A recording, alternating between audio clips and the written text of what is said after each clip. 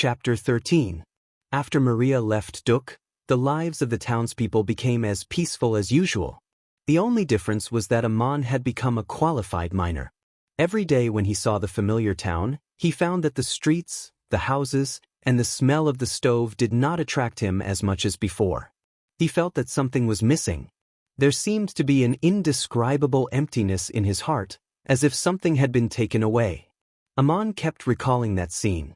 He did not understand why she did it, but he seemed to understand why she did it. In her room, they stared at each other.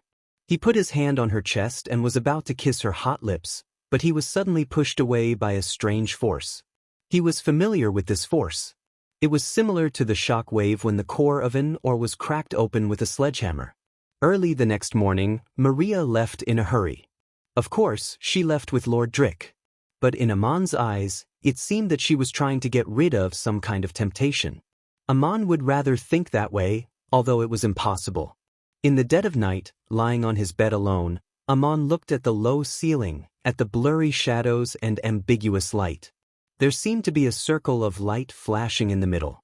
He could not help but think of her. He even wondered what would have happened if she had not pushed him away, and if Lord Gabriel had not come in. The 14-year-old boy had no experience in what would have happened next. But as he thought about it, a certain part of his body became hard, and he could not help but feel excited and ashamed. In fact, Aman was obviously stronger and more mature than other children of his age. He did not think that he just wanted to have sex with her, but he really longed for that feeling. He was confused about it and did not know what to do. In the end, Aman thought that he had figured it out.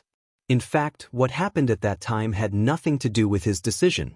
So he got up with a sigh and sneaked out of the house to take a bath in the cold spring. For some reason, for the first time, Aman had a longing for the cold spring to be even colder, to penetrate every pore of his body and give him inner peace. But he did not lose his mind and forget Crazy Ole's advice.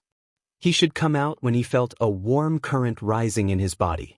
He moved around on the bank for a while, then sat down and quietly adjusted his breath. He closed his eyes and listened to the sound of the blood flowing in his limbs and bones. He carefully felt the feeling of every pore opening, as if he could see and control his own body. Based on his experience, there would be a warm current flowing through his body, making him feel very comfortable and peaceful. It was so comfortable that he wanted to moan, so peaceful that he did not want to think about anything. However, today's feeling was different from the past. There was a strange disturbance in his body and soul. The warm current had become scorching hot, as if it was impulsive. The cold spring in front of him also seemed to emit a strange fragrance. It was her scent. Bathing in the cold spring was not as tranquil as before.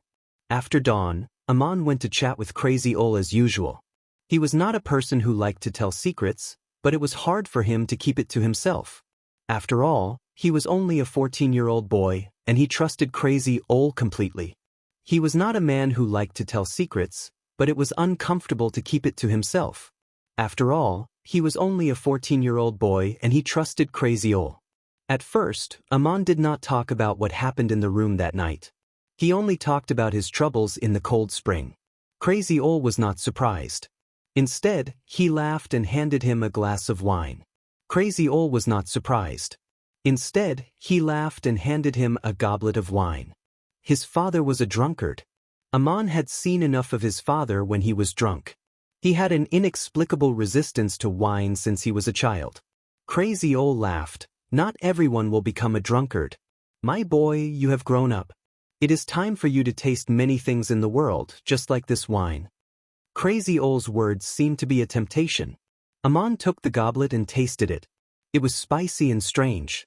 It was not very pleasant, but it was exactly what he wanted. He could not help but take another big gulp, letting the spicy heat flow down his throat and into his body. Crazy Ole refilled his cup with the wine pot and asked with an enigmatic smile, "If you're confused and want to ask me for advice, tell me.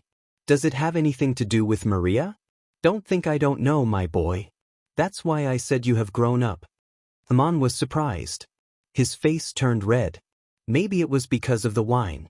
He asked back, "What do you know? How do you know?" Then he lowered his head and drank another big goblet of wine. Crazy Ole still filled his goblet. He shrugged and said, I know what is my business. Whether you tell me or not is your own business. Don't forget that it was you who came to me. You look like you have something to tell me. It was the first time for Amon to drink, and Crazy Ole's wine was so strong. He was drunk after a few gulps. Finally, he told everything. He looked at the goblet and murmured to himself, Is it shameful of me? Crazy Ole suddenly laughed, his messy beard trembling. What's shameful about it? It seems that you like her. It's human nature. But you look like you've been seduced by the devil. No, Maria is not a devil. Amon raised his head and shouted unhappily. Crazy Ole stopped laughing and shook his head seriously. You misunderstand. Maria is not a devil. You have a devil in your heart. Devil? What devil? Amon was stunned. In his mind, the devil was the symbol of sin in myths and legends. They were hated and killed by the gods. Crazy Ole explained slowly, You're wrong. This devil is not that devil. It's just the restlessness in your soul. It lurks in your heart, in your desire. If you lose yourself in this restlessness, the devil will occupy your heart. It's like selling your soul. It's called falling. In fact, one of the tests mages face in the process of practicing magic is the devil's temptation. Amon was confused. I'm not a mage. Can I also be tempted by the devil? Crazy Ole shook his head, his hair fluttering in the wind. No, no, no. Anyone can experience the temptation of the devil. It's just that for a mage to reach the peak of advanced magic, he must pass this test.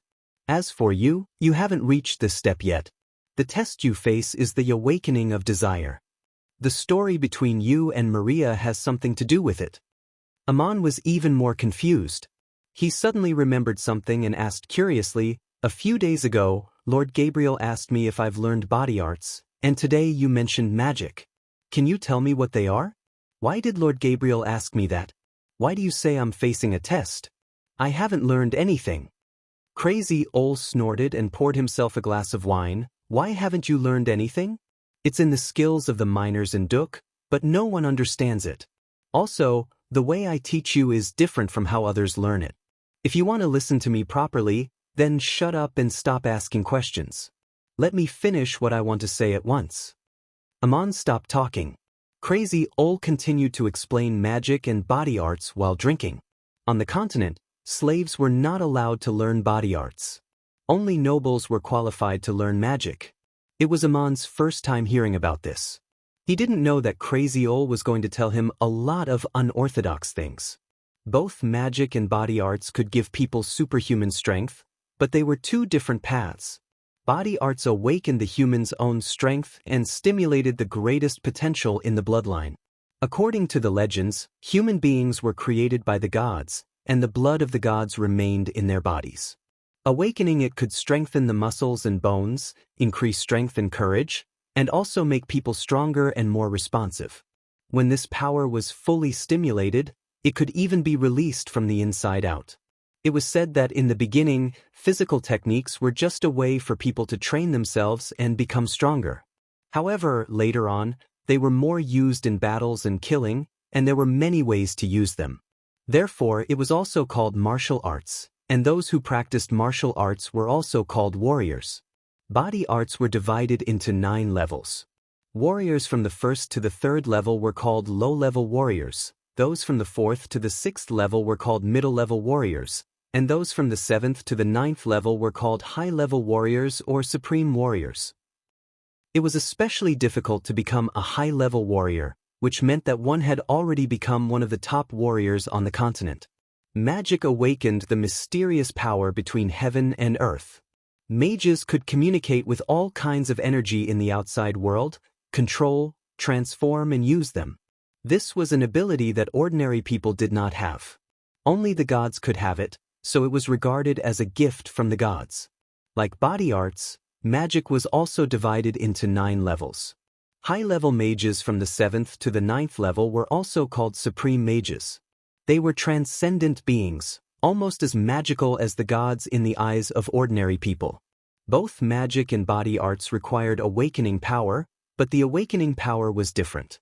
Awakening the power bestowed by the gods was much more difficult than awakening the power hidden in the bloodline. Only a few people could do it. It was generally believed that as long as one was healthy, strong-willed and devout, one could awaken the power in the bloodline and learn body arts. The first power that was awakened would determine the direction of a person's cultivation. Therefore, the number of mages on the continent was far fewer than that of warriors. On the other hand, the number of people who were qualified to learn magic was also much smaller. A few people might awaken two kinds of power at the same time. There was also a strange phenomenon. When one kind of power was practiced to a high level, the other kind would gradually awaken. Some people practiced body arts and magic at the same time, which mainly happened to warriors. The process of practicing magic was much more difficult than practicing body arts, so mages generally did not practice body arts at the same time. The esoteric and complicated magic was enough for them to spend a lifetime on.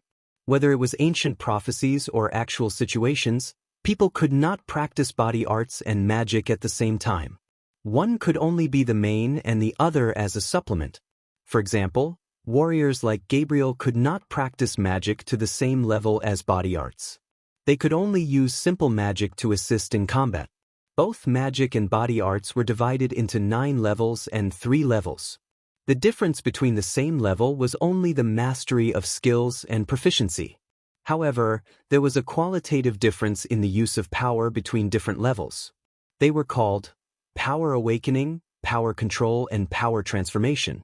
Practicing magic was more difficult than practicing body arts. On the one hand, there were very few people who could awaken the power bestowed by the gods. On the other hand, every level of magic had to pass the test of the gods. To obtain the power bestowed by the gods, the test to be passed was desire awakening. To practice low-level magic to the highest level, the test to be passed was faith appraisal. To practice advanced magic to the highest level, the test to be passed was devil's temptation. Before becoming a supreme mage, there was another difficult test, faith fusion. Only by fusing the world of faith in the heart with the world in which one lived could one transform the power one possessed and reach an incredible level. It seemed that the advancement of body arts did not require this. It only required the practitioner to be strong and diligent, and it seemed that luck was also involved. This was not to say that the advancement of body arts was easy. It was difficult, but it was easier compared to magic. These were all for the lower and middle levels. When one reached the 7th level and above, it was extremely difficult for either a mage or a warrior to advance any further. The secret was probably only known to the higher-ups of the great shrines of the kingdoms. The highest level, the 9th level, was extremely rare in the whole continent. It was said that 9th-level mages and warriors had the power to fight against the gods in the mortal world. They were even called demigods. Hearing this, Amon could not help but interrupt. Demigods? How can mortals have the power to fight against the gods? Crazy Ol was holding a glass of wine in one hand and gesticulating with the other as he talked. Interrupted by Amon, he was a little displeased. Why not? It is said that some of the gods in the mortal world are probably demigods. It is said that these people are the descendants of the gods and mortals, which is why they have such power. I think these words are lies. Amon was puzzled. Lies? How do you know? Crazy Ol gulped down the wine in his glass and looked into the distance. He answered clearly, because I only know one. He's my student, a 9th-level sorcerer. Chapter 14. 9th level, sorcerer? Amon's mouth was so wide open that he forgot to close it. He stuttered. He heard clearly that Crazy Ol was talking about sorcerers, not mages. Sorcerers were people who learned magic without the permission of the gods. They would be punished by the shrines. How could he obtain the power of a demigod? That was unbelievable. Crazy Ol stopped talking. His eyes seemed to be looking far away through the wall, as if he was recalling something. After a long while, Amon came back to himself. He asked carefully, "Are you a sorcerer too?" "Yes, I'm a sorcerer. But I'm not as accomplished as my student. I'm only an 8th-level sorcerer," answered Crazy Ol confidently, but he did not turn around to look at Amon. Amon was petrified. He stared at Crazy Ol for a long time before he asked in a low voice, "Your student?" He paused, not knowing how to continue. Crazy Ol seemed to be talking to himself. "His name is Bear. If he hadn't become a god, he would have died a long time ago. The last time I heard from him was 30 years ago, brought by Schrödinger. At that time, he kidnapped Troni, the adoratress of the Temple of Isis, and was being hunted by a large number of mages and warriors. He wanted to come to me, but he couldn't get away. Then there was no more news from him." Amon could not make a sound, as if he was under a magic spell. Crazy Ol's short words contained too much shocking information. First, if the sorcerer hadn't become a god, he would have died a long time ago. Obviously, he was hinting that mortals could become gods. And in all the prophecies, humans could not live forever like gods, let alone sorcerers who were cursed by gods. Second, the message brought by Schrödinger 30 years ago meant that the cat had lived for at least 30 years and could send messages between sorcerers. What a magical cat! Amon recalled his childhood. That greedy and dirty fat cat had been at Crazy Ol's house for as long as he could remember. However, Schrödinger was too lazy. It slept soundly in the corner all day long, and almost no one noticed it. The most shocking thing was that the magician named Baal had abducted the saintess of the Temple of Isis 30 years ago. At this time, Amon still had no idea what kind of person the adoratress was, but he knew that a magician would never be so ostentatious as to cause trouble in the temple. It was as if he did not care about his status at all. Amon stopped talking. Crazy Ol turned around and looked at him. "You can't believe it, can you?" He entered the Montefiore temple and accepted the invitation to become the honorary high priest to fulfill my wish. But even I did not expect that he would abduct the adoratress and the gods tear together. How dare he? He's even crazier than me. Amon, who had been petrified, finally sensed something was wrong. No, no, no. How could it be? Aren't sorcerers despised by the gods and hunted by the temples? How did he become the honorary high priest of the Montefiore temple? Crazy Ol smiled. It was his most common expression, a sneer of ridicule. What I just told you about magic and body arts are the ancient sayings on the continent. They are oracles and they seem to be the truth, but they may contain many mistakes and lies. I taught Baal everything, and I only wanted him to fulfill one wish of mine, which was to find out the real secret of the gods. Amon Ol's brain was not working so well at the moment. He could not think of so many complicated questions. He asked again, "You haven't told me how a sorcerer despised by the gods could become the high priest of the Montefiore temple?" Crazy Ol's sneer became more obvious. The saying that only nobles are qualified to learn magic and they have to get permission from the temples is just a lie made up by the priests and priests to monopolize magic. Those who practice magic privately are called sorcerers, and they are not tolerated. If you are just a low-level or middle-level sorcerer, you will be punished or even hunted by the temples. But if you are lucky enough to become a great magician, the situation will change and become very dramatic. What kind of drama? Amon was more and more confused. He had only seen plays praising the gods during festivals in his town. Crazy Ol asked back, "Amon, would you sacrifice a flock of sheep just to kill a beast? What if the beast didn't provoke you and was even willing to help you?"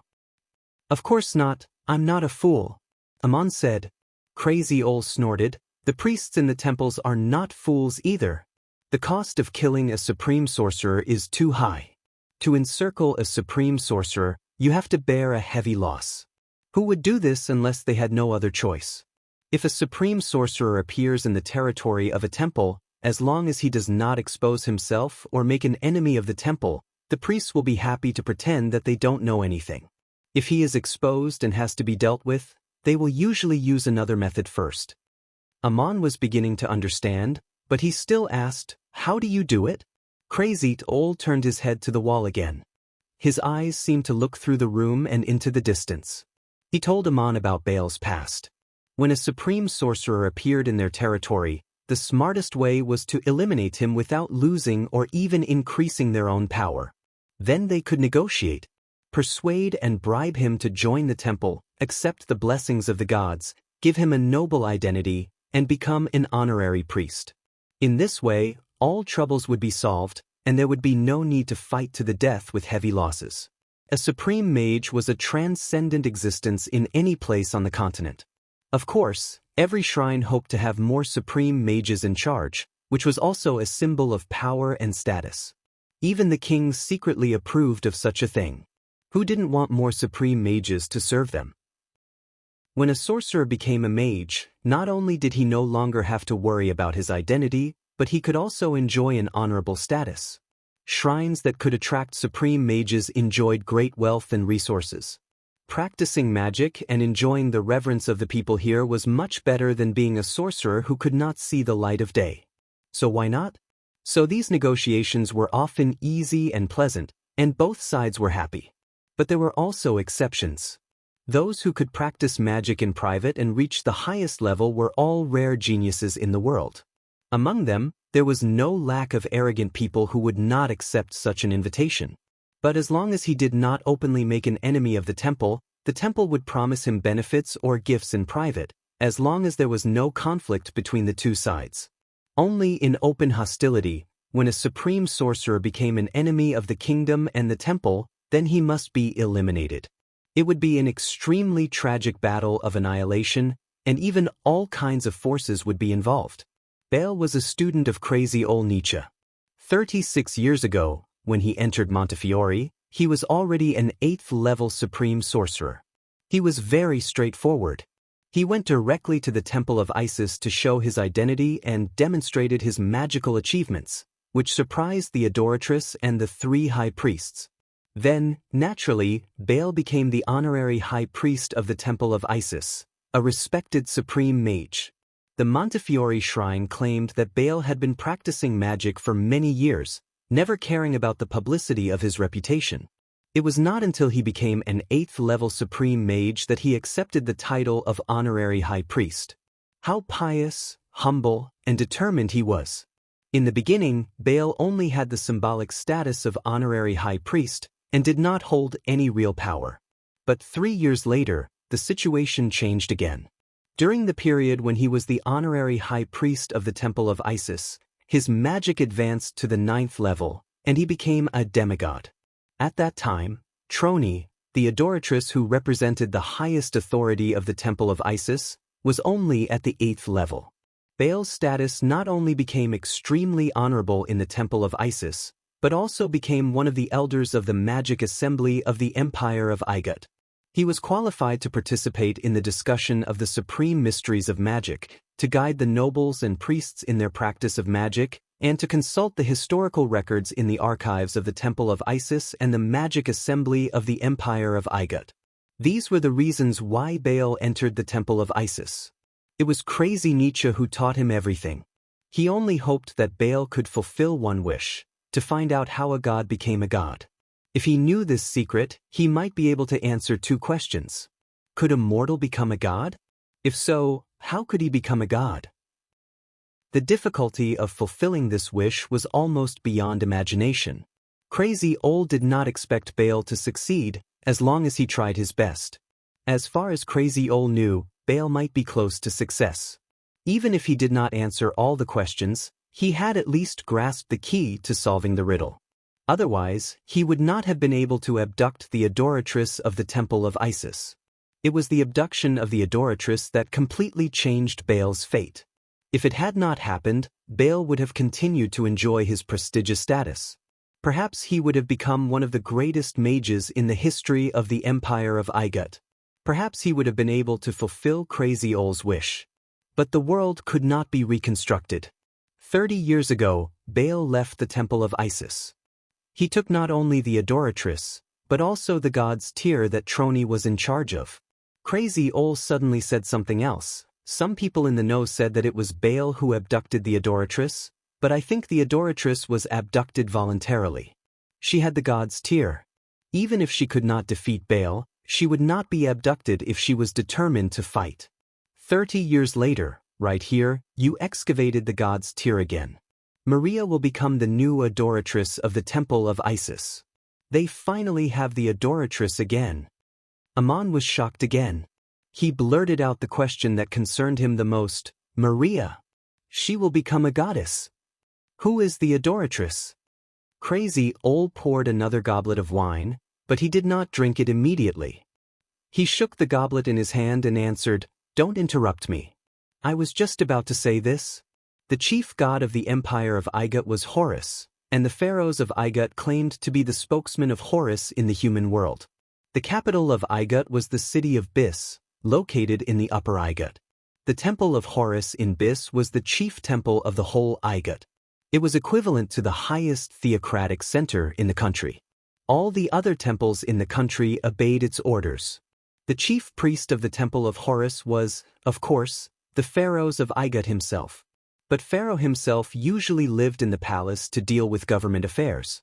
Only during important ceremonies would he ascend the altar as the chief priest. Therefore, there was a chief priest in the temple who represented Pharaoh to offer sacrifices to Horus and other gods. In addition to the chief priest, the temple of Horus also had 3 high priests who were in charge of daily affairs. Their status was much higher than that of the high priests in the local temples. There was also a group of senior priests in the temple of Horus.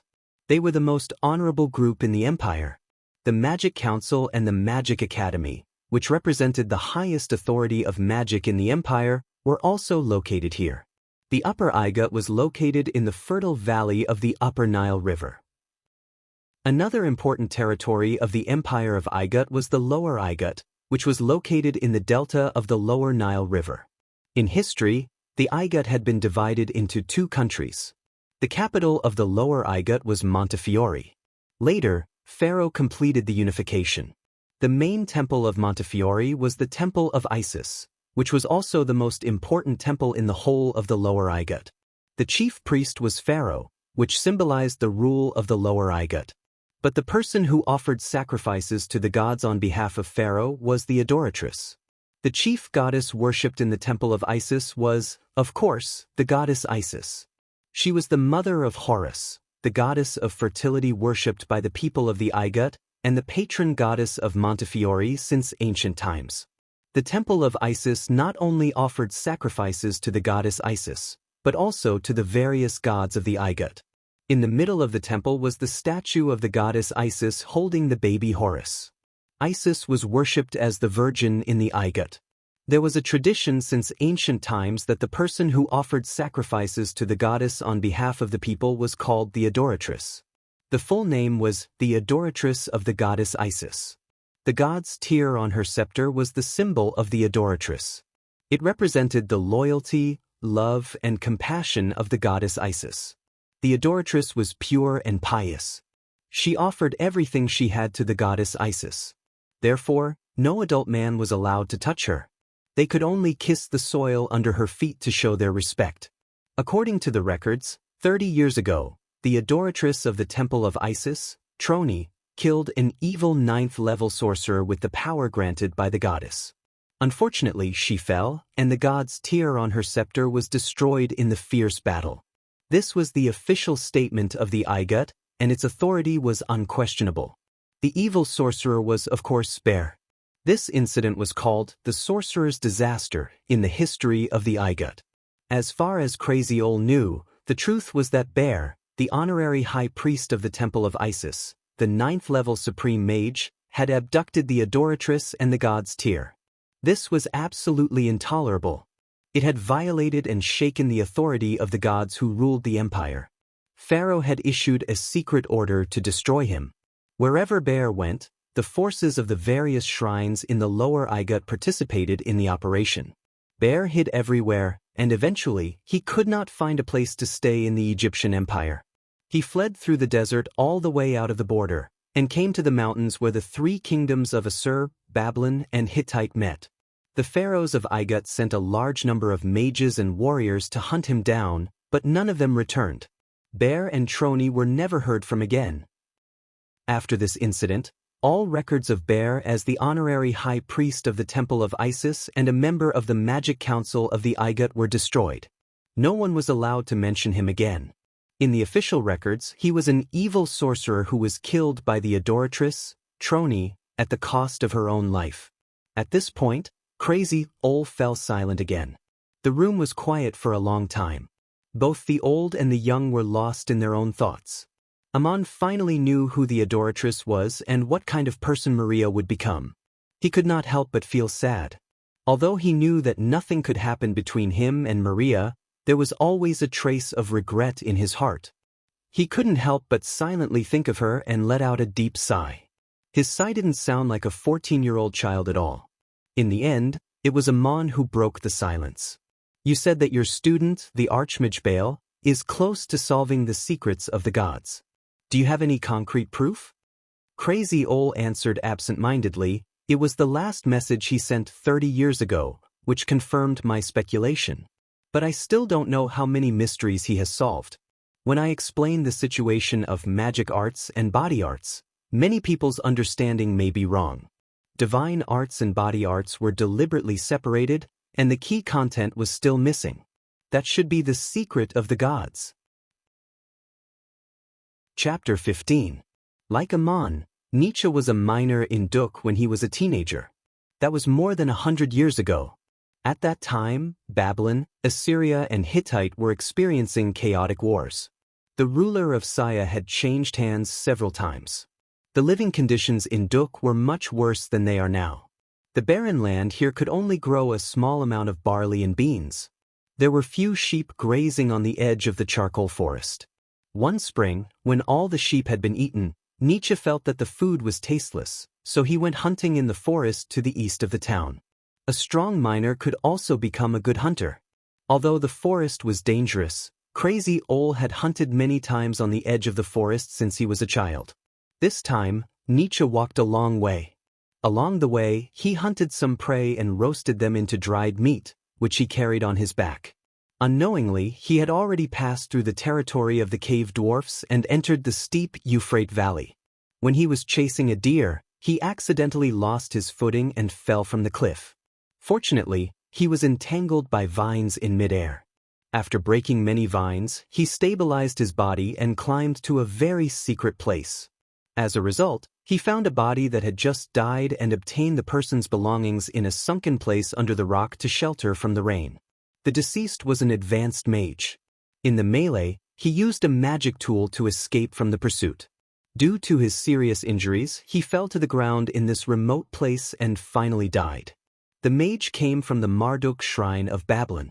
At that time, Babylon was at war with Hittite, so he must have been an enemy of Hittite. He left his last words on the cave wall with a knife. The difference between Nietzsche and the ordinary miners in Duk was that he could read. Nietzsche's grandfather used to be the clerk of Duk. During the war, he broke the law of some dynasty and was punished by being stripped of his status as a noble. In the last few years of his life, he taught his grandson how to use a clay knife. The place where Nietzsche fell was far from any human habitation. Opposite him was the rapid Euphrates River, and behind him was a steep cliff. The seriously injured mage lacked food and medicine. In pain, he begged and prayed to Marduk for 7 days and 7 nights, trying to get mercy and redemption. Finally, before he died, he gave up all hope. In his last words, the despairing mage expressed that he no longer wanted to return to the shrine. If anyone found him, he requested to be buried here in the traditional way of his family and to bring his belongings to his wife and children.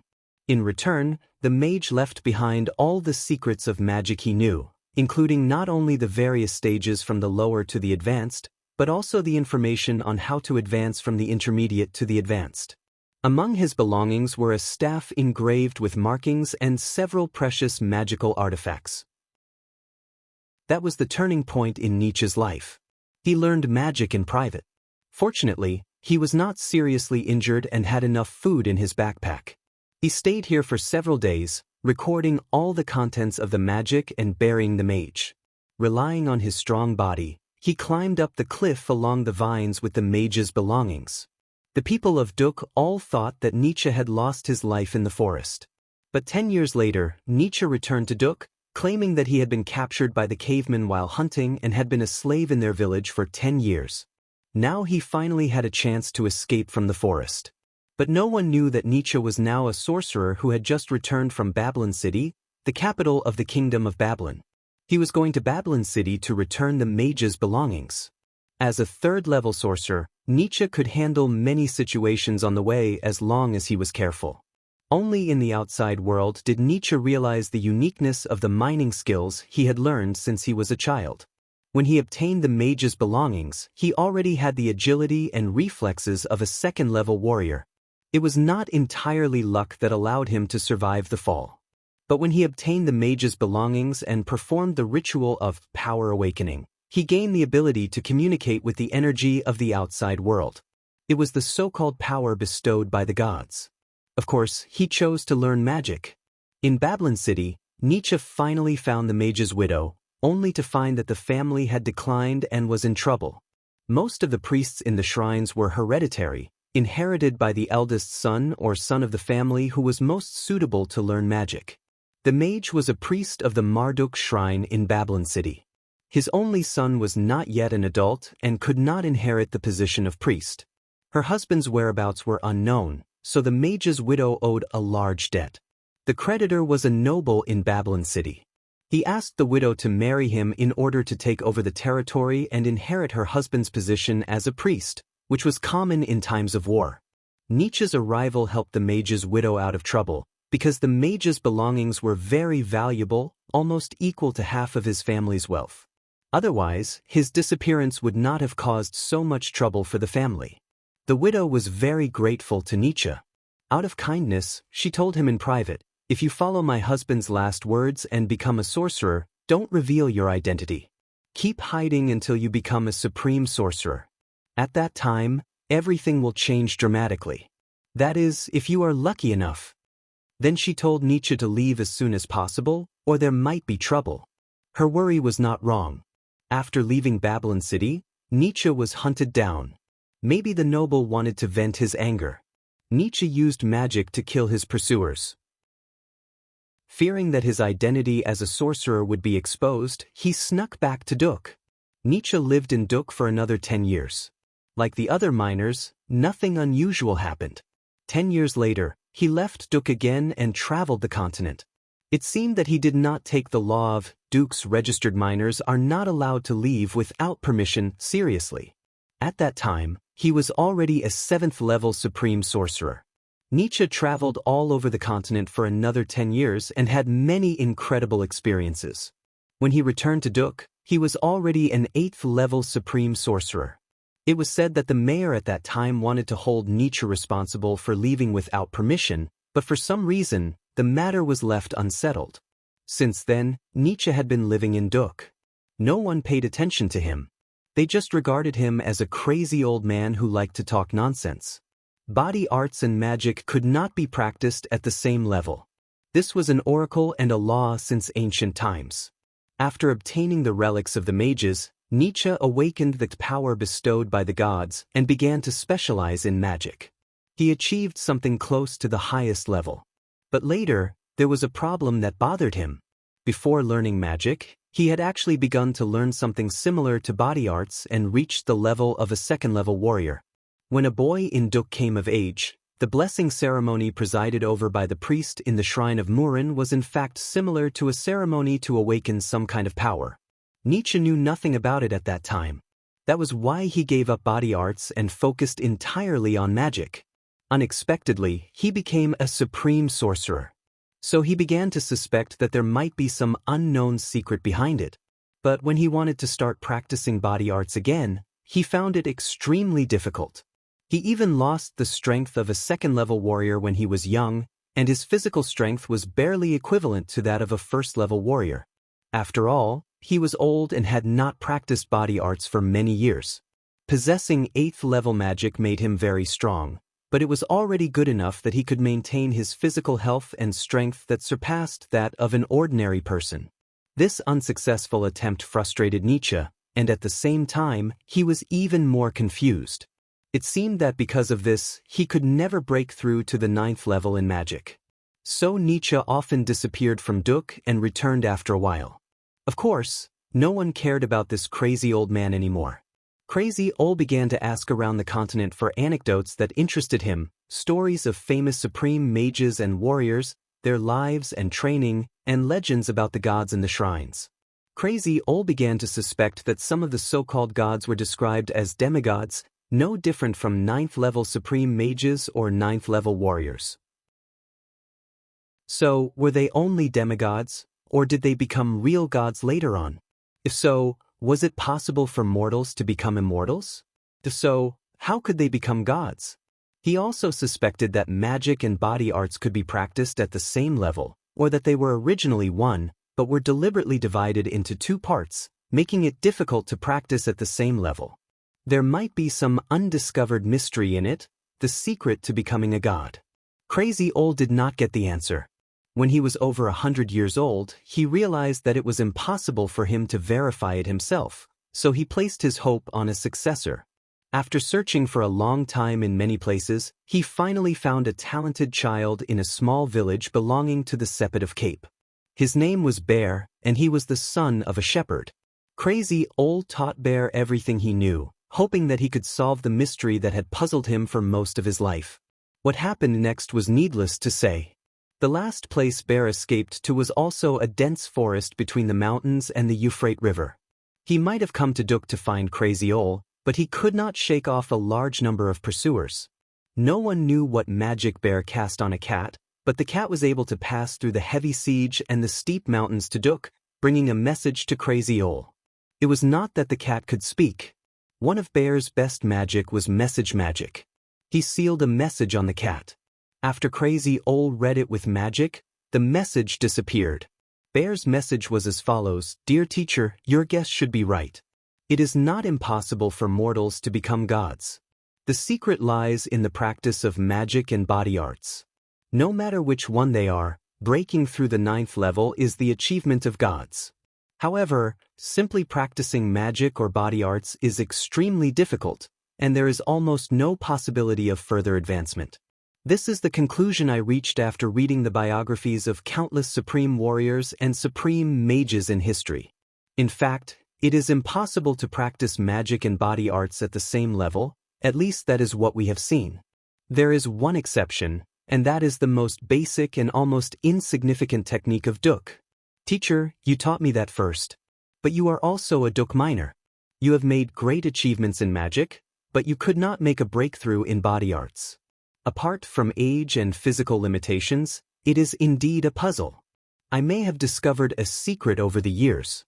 The practice of body arts is the same as that of magic. There are different kinds of tests.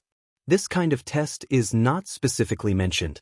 Those warriors who advance to the next level may have unintentionally met the requirements, but there is no clear summary.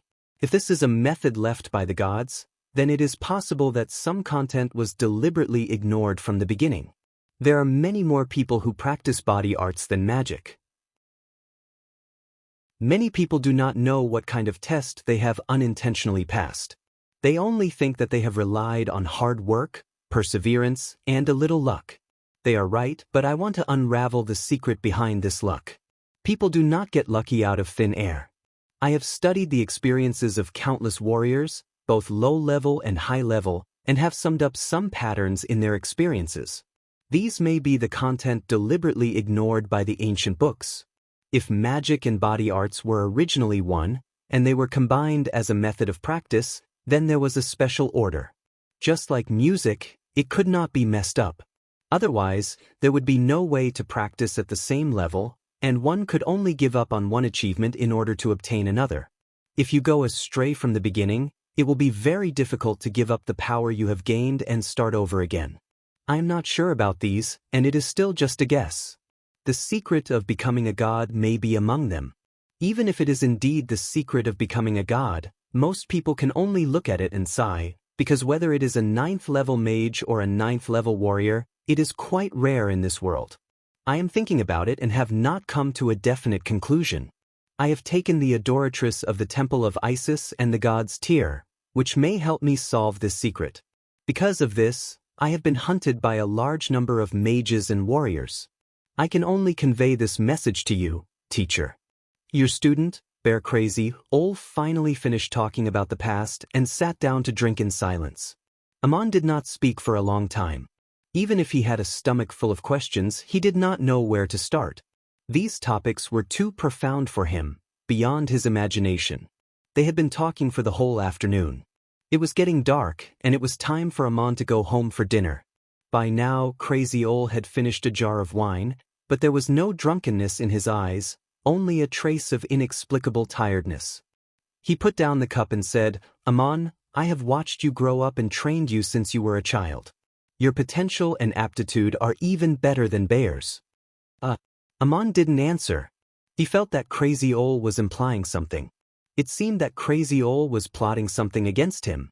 As expected, Crazy Ol continued, "I wanted to train you into an excellent supreme sorcerer, but every time I think of Bear's message, I always feel that we should be more cautious.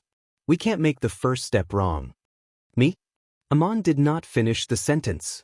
Crazy Ol looked at him and smiled. It was a strange smile. "Of course it's you. Otherwise I wouldn't have taught you so much. You know how to write 2 common languages on the continent, and I taught you how to mine parangons in another way, so that your body and spirit could get the best training. But you never really learned magic and body arts. I've been waiting for this day." "What's wrong with this day?" Crazy Ol did not answer. He changed the topic. "Amon, if you become a sorcerer, you should know from my and Bear's experience that to ensure your safety, you have to wait until the day you become a supreme sorcerer. Of course, the identity of a warrior may be a good cover, if you study body arts and magic at the same time. My child, don't you want to? Even if it's to repay an old man like me, you shouldn't refuse." Amon rubbed his head and replied, "Yes, why wouldn't I? I'm just the son of an ordinary miner in town. Why should I refuse? Even if it's not to repay you, I'm willing. You won't harm me." Crazy Ol smiled bitterly. "Harm you? I don't know if I'm harming you or not. But I often think of Bear. If it's harming him, I'm afraid he would be willing to be harmed by me in this way, so that he could have such a wonderful life. I have only one wish for you, and that is to solve the secret of the gods." Amon said, "That's too far away. How can I compare with Bear's achievement? I can only imagine." Crazy Ol shook his head. "It's all up to you. If you really try, you may not succeed. But if you don't solve the mystery, you'll be living in the world of chaos forever. So, at least we can try." "How do you want to teach me?" Amon asked. Crazy Ol nodded with satisfaction. "You're a special child. Although you're shocked and confused, you're still calm and clear-headed after listening to so many incredible things. Let me tell you, I don't know what secret Bear solved in the end, but I'm sure of one thing." "What is it?" Amon asked. Crazy Ol, "That is the first step to gaining power." "Awakening 2 powers at the same time?" Amon asked. "You already have a solution?" Crazy Ol smiled again. "You're so smart. You immediately thought of this after listening to my introduction. But there's a slight deviation. It's either awakening 2 powers at the same time, or awakening 1 power. This power contains 2 sides. I look back on my life and trace it back to the source, the inspiration I got from the skills of the miners in Duk." Gabriel asked if you've learned body arts. "In fact, you haven't. You just have a strong body and some magic skills that you haven't learned yet. Now I'm going to test you to see if you can awaken that power. But you have to be careful. Awakening the power of 2 sides also awakens the desire of 2 sides. It also includes the first test that body arts practitioners have to face, but it's often overlooked." "How do you want to test me?" Amon asked. Crazy Ol's eyes narrowed into slits. "Tonight, go to the cold spring and do something. Come back to me when you've succeeded." Chapter 16. That night, Amon came to the cold spring again, but not to bathe like usual. Usually, he would sit at the edge of the cold spring, soaking his body and washing his hair and face. But this time, Crazy Ol wanted him to dive into the depths of the cold spring to find the mouth of the spring. He wanted to find something special and bring it back. As for what it was, Crazy Ol did not say. The cold spring was piercingly cold. Under the moonlight, a layer of mist condensed on the surface of the water. It seemed to be steaming, but it was actually tiny water droplets condensed in the cold air close to the surface. In this bone-chilling water, ordinary people would have their teeth chattering after a few breaths. Even Amon needed courage to dive into the depths. Amon took a deep breath and dove into the spring silently. He tried not to think about the piercing coldness and focused on feeling the weak water flow at the bottom, looking for the mouth of the spring. The center of the cold spring was not too deep, about the height of 2 grown men. That was enough for Amon to drown. In the depths of the spring, the chill seemed boundless, and the heat in his body was rapidly draining away. Amon tried his best not to tremble and twitch, but every pore on his body was contracting and trembling, and every muscle fiber was trembling rapidly and weakly. It was difficult to concentrate in this situation, but Amon did it. He felt that the seemingly calm spring was flowing slowly in the depths. He traced the flow back to the source. The source of the cold spring was overflowing from a pile of pebbles at the bottom. Suddenly, Amon felt a deeper coldness in the bone-chilling coldness. It was a subtle difference that was hard to distinguish because his body was already freezing. Amon touched a stone, which looked like a mineral core. When he tried to concentrate on feeling it, his body suddenly shivered uncontrollably and he almost choked on the water. The coldness that he did not pay attention to before was suddenly awakened and crazily drilled into his body. It was not that the spring water had become colder, but that Amon seemed to have communicated with the source of the coldness, awakening and amplifying that feeling. For a moment he almost could not bear it. He only wanted to leave this place as soon as possible, and he even suspected that he would be frozen in the spring water. However, Amon did not leave. There was a warm current rising in his body, spreading throughout his bones and limbs. This reaction usually only appeared when he left the cold spring and sat down to rest, but now it appeared in the spring. It meant that he had stayed long enough and was about to exceed a certain limit. His body had instinctively protected itself and awakened a kind of power. Amon grasped the pebble, which was the size of an core, but he couldn't lift it. It looked like a rock that had fallen into the water, but it seemed to be fixed in place by a mysterious force, in a state of stalemate.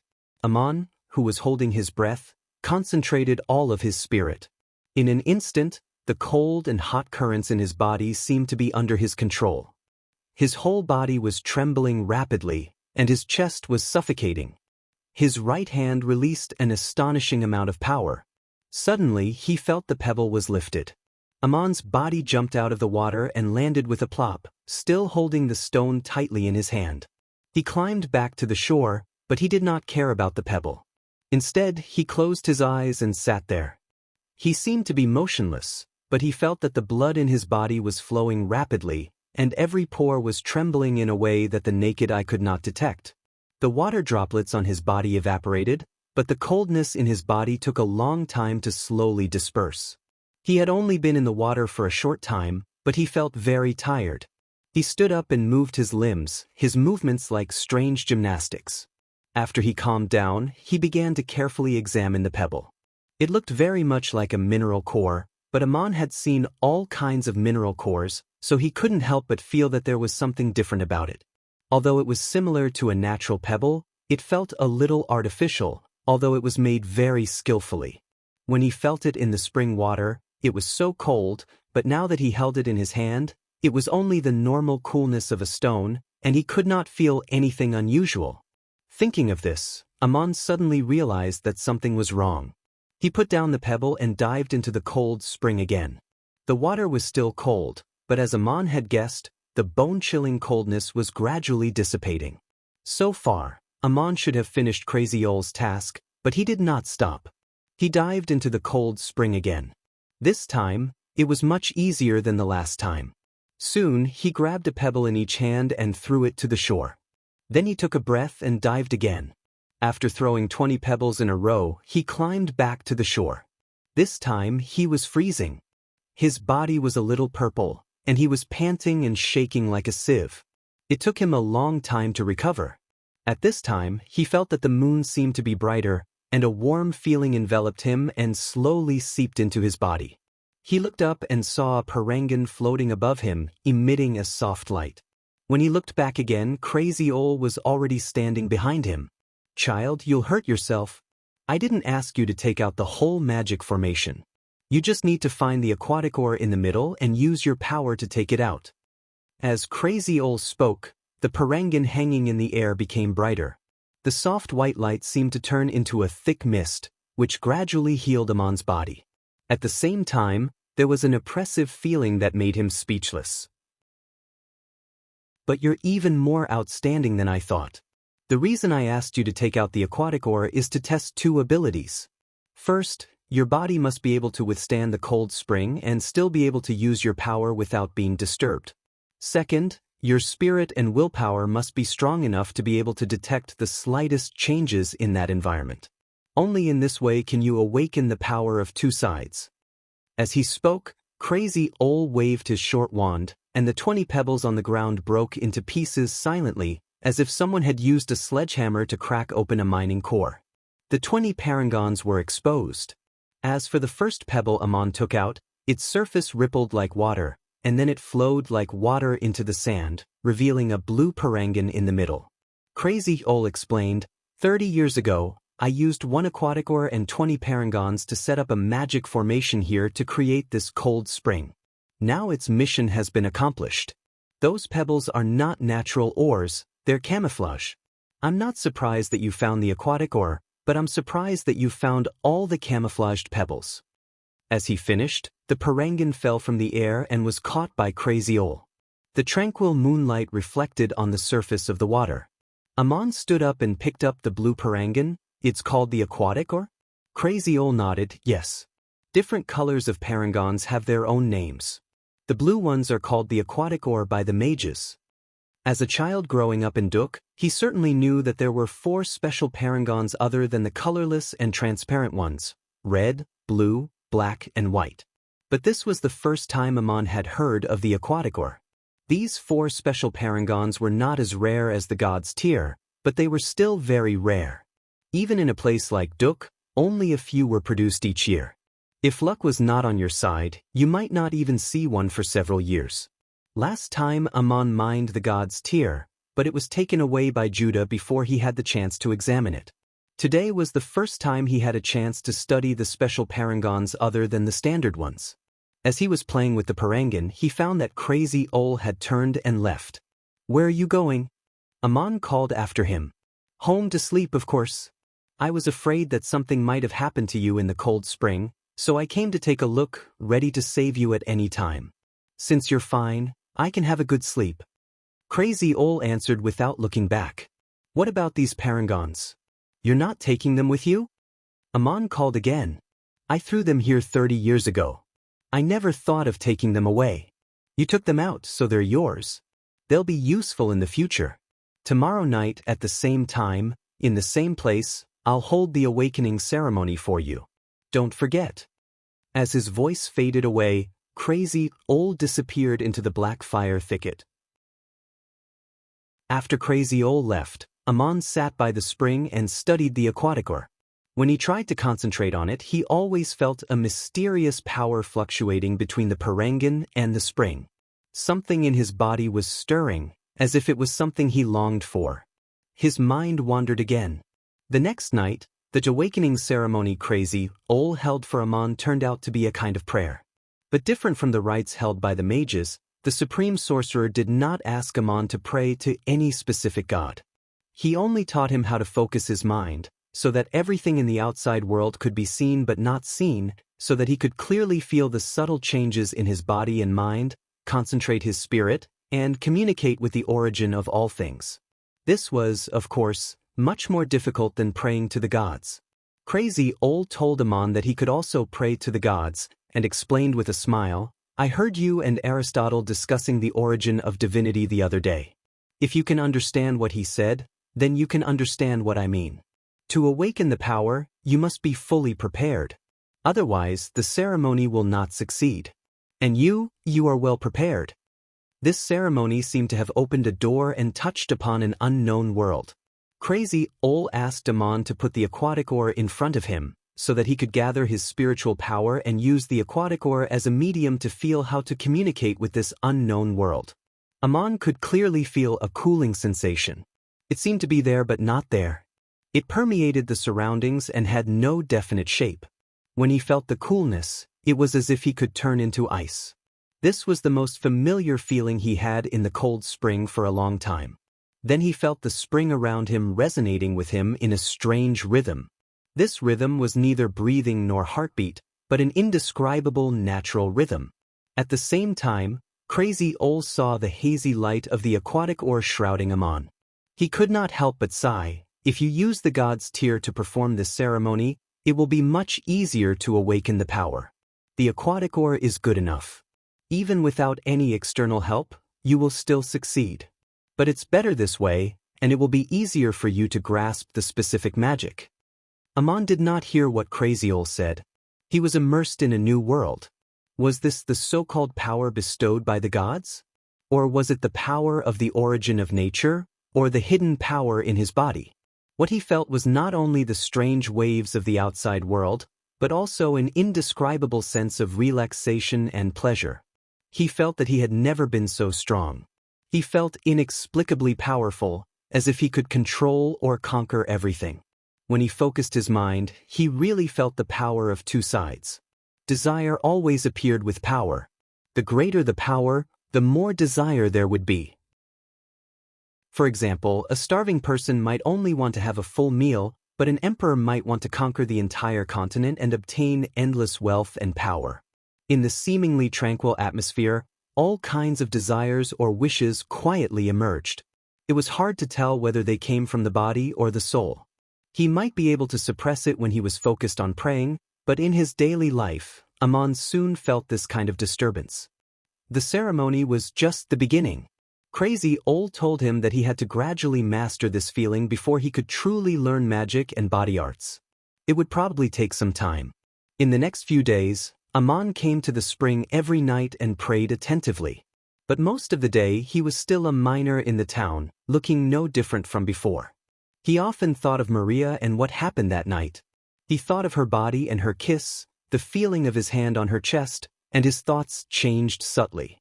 He would indulge in a fantasy that he would be invincible, that he could defeat Gabriel, that he could drive away Roddick and his bodyguards, leaving only him and Maria, and then, he did possess unprecedented power, but along with the appearance of power, there was also a subtle change in his mentality.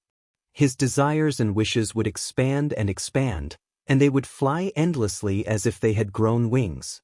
When he focused his mind and body every night, he would be aware of these things, as if he was enduring a kind of torture. One voice seemed to be saying, "You have the power, get everything you want," and the other voice seemed to be saying, "How ridiculous, you are so weak that you can only be laughed at." And Amon's soul seemed to be watching the two voices coldly, but he was unconsciously affected by them. When Maria was going through all this, Gabriel told her that she only needed to observe with a pure heart and not be influenced by it. But Crazy Owl did not say that to Amon. He only told Amon that it was a test, and it was up to him to face it. In addition to the turmoil that attacked his soul, Amon's body also had an unusual reaction. He had an illusion that he was getting stronger every day. His steps were so strong and steady when he walked. Every bone and every muscle in his body was slightly creaking as if they contained infinite energy. He even had an impulse to clench his fist and punch someone. As the son of a drunkard, he had been ridiculed by many people in this town since he was a child. At this moment, Amon had an inexplicable desire to beat up anyone he didn't like. It was as if a ferocious and aggressive beast was lurking in his body. Amon did not fight in the town, but he did something that stunned and envied the whole town. The result was that Lord Shog, the priest and clerk of the temple, fainted and vomited blood in public. The cause of the incident was the parangons he took out from the cold spring. Amon had been carrying them carefully. When he passed by the Murin temple that day, he saw Shog and his servants registering the taxes paid by the townspeople in front of the gate. The mayor was also standing beside them. Not knowing where the impulse came from, Amon turned around with a sneer and said loudly, "Mr. Mayor, I want to pay my taxes." Before Mayor Dusty could answer, Shog asked uneasily and curiously, "What taxes do you want to pay, Amon? Your family hasn't collected the ores from the mine these days, has it?" Taking out the parangons from the ores was only the last step. The ores were mined in the mine to the north of the village, on the edge of the mountains of the Saya Plateau. It was impossible for one person to cut open the mountain, chisel, and excavate the ores alone. It was the collective work of the miners in the town, supervised by someone. The ores were distributed to each family according to their contribution. Shog, the clerk, did not register that Amon's family had collected the ores recently, which made him feel lucky. Aman replied, "Dear priest and clerk, I happened to find a batch of ores washed down by a mountain torrent in a stream in the charcoal forest. It was like a gift from the gods. There was no need to dig the ores manually. I took them home and opened them up. I took out a batch of parangons. According to the laws of the town, these are also taxable." Chapter 17. Mayor Dusty was both surprised and amused. He could see that Aman wanted to pick a fight with Shag. He could not help but wonder how brave the kid was. Aman did have a reason to pick a fight with Shag. Shag almost cut off one of his fingers last time, and Aman had never offended the priest. But thinking was one thing, but the kid actually did it. Aman claimed to have found a natural ore that did not need to be mined in the stream from the mountain torrent.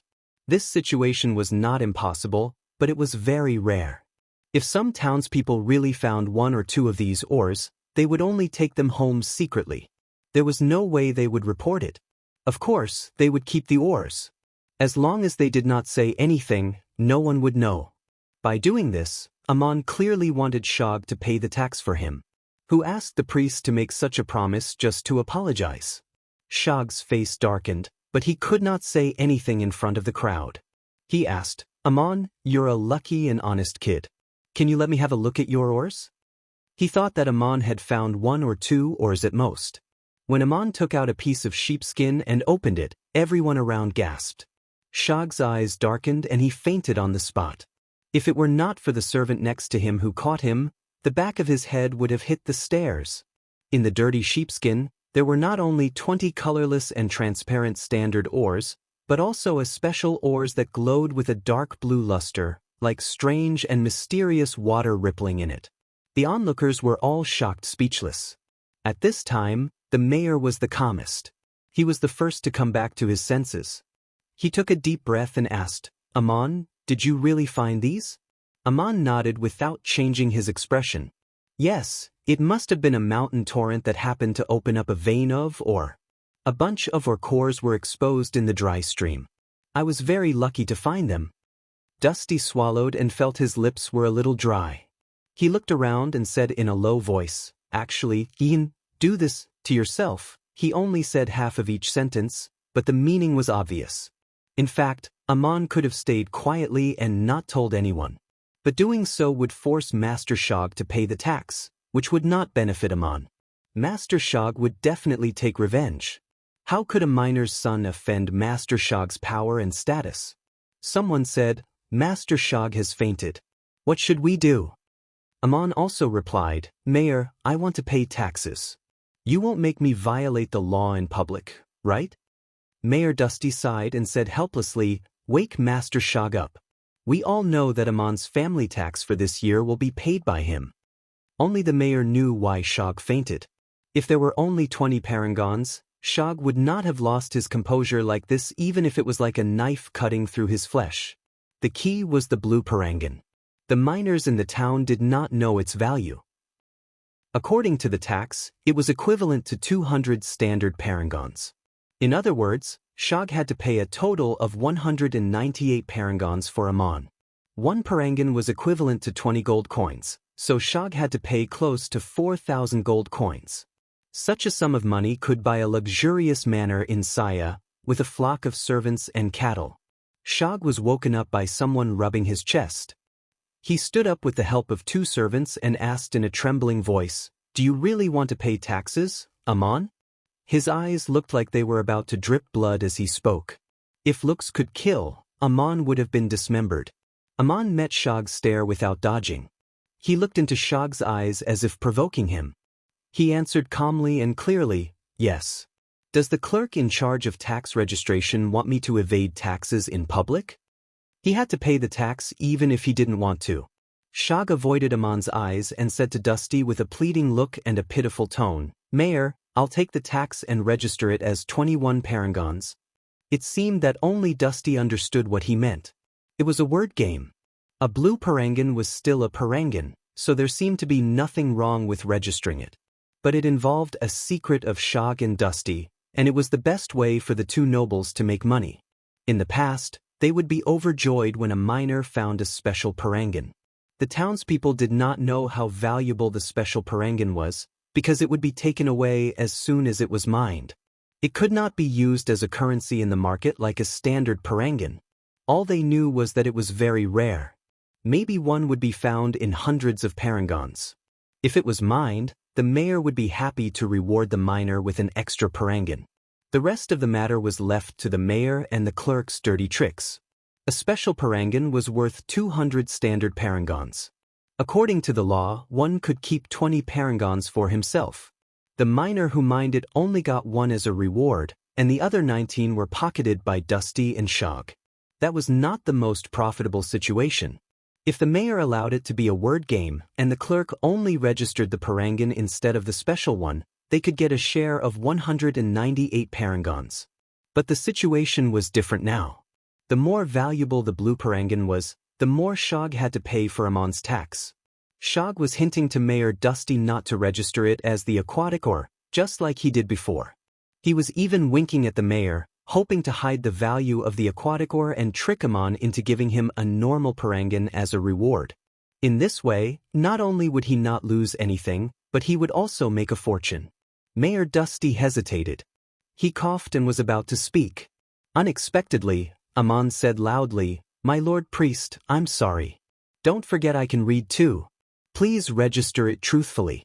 20 standard parangons and 1 blue parangan. I can read it." This sentence was like an invisible hammer. Shog's body suddenly trembled, and then he leaned softly on his servant's shoulder. He did not dare to look at Amon, but only at Dusty. Dusty's face darkened. He said to Amon in a low voice, "Leave the taxes to the lords. Anyway, they won't make you pay. And your blue parangan, can you give it to me? The town will give you a special reward." Amon asked, "If the taxes have been paid in full, then all the parangons can stay in my hands, can't they?"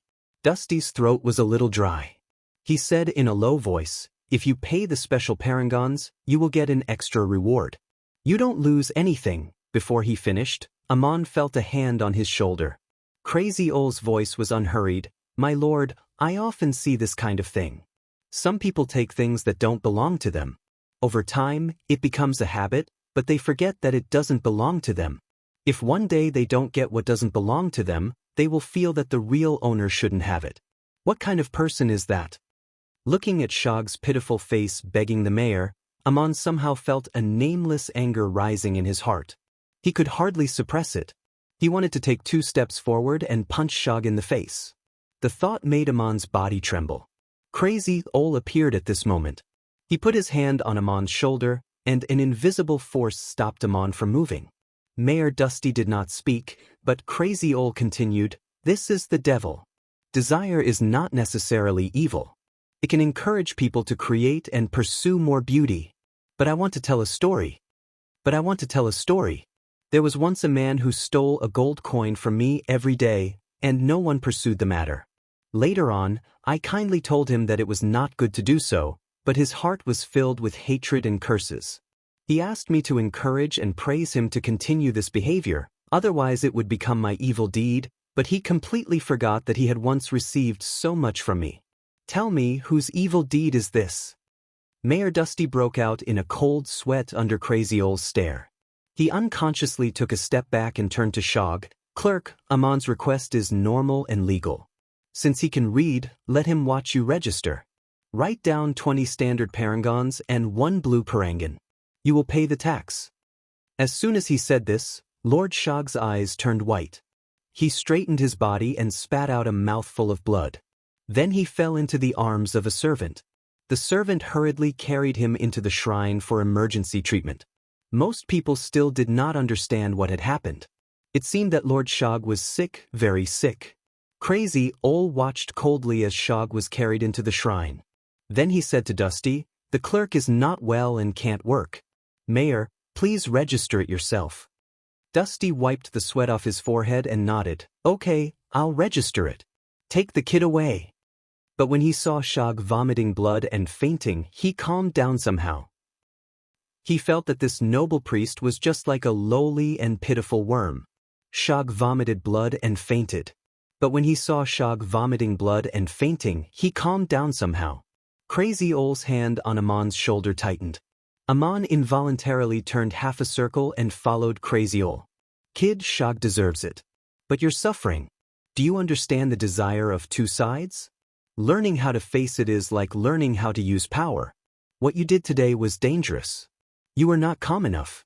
If you don't learn how to face this test, I won't see your achievements in the future. I'm afraid I'll see your corpse soon. They were in Crazy Ole's house. Nietzsche drank as he spoke, but he did not pour any for Amon. Amon asked, "You mean Shog will take revenge on me?" Crazy Ole laughed, "Of course. You know the consequences. Of course he wants to kill you. Do you know the value of the aquatic ore?" Amon said, "I don't know. You didn't tell me. I think it's worth a lot."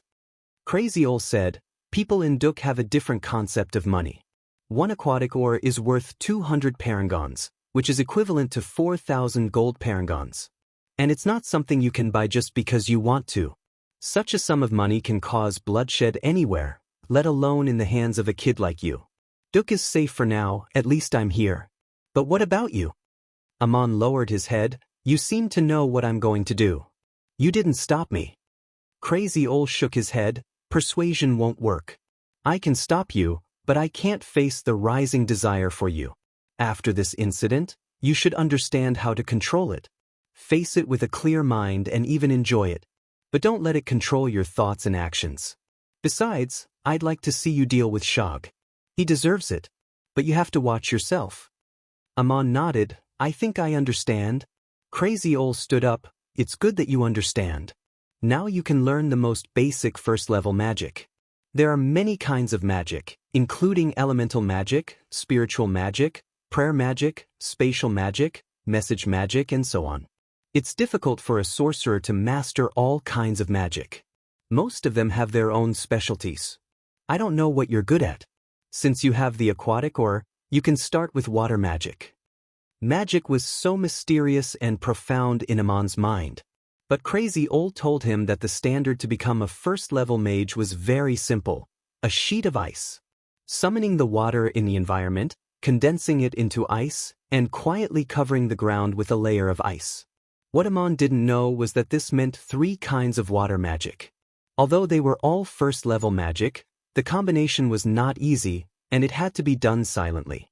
Crazy Ole didn't tell him how difficult it was for a beginner sorcerer. He only said that it was the easiest way to start. Condensing water into ice was easy. Following Crazy Ole's method, Amon did it on his first try.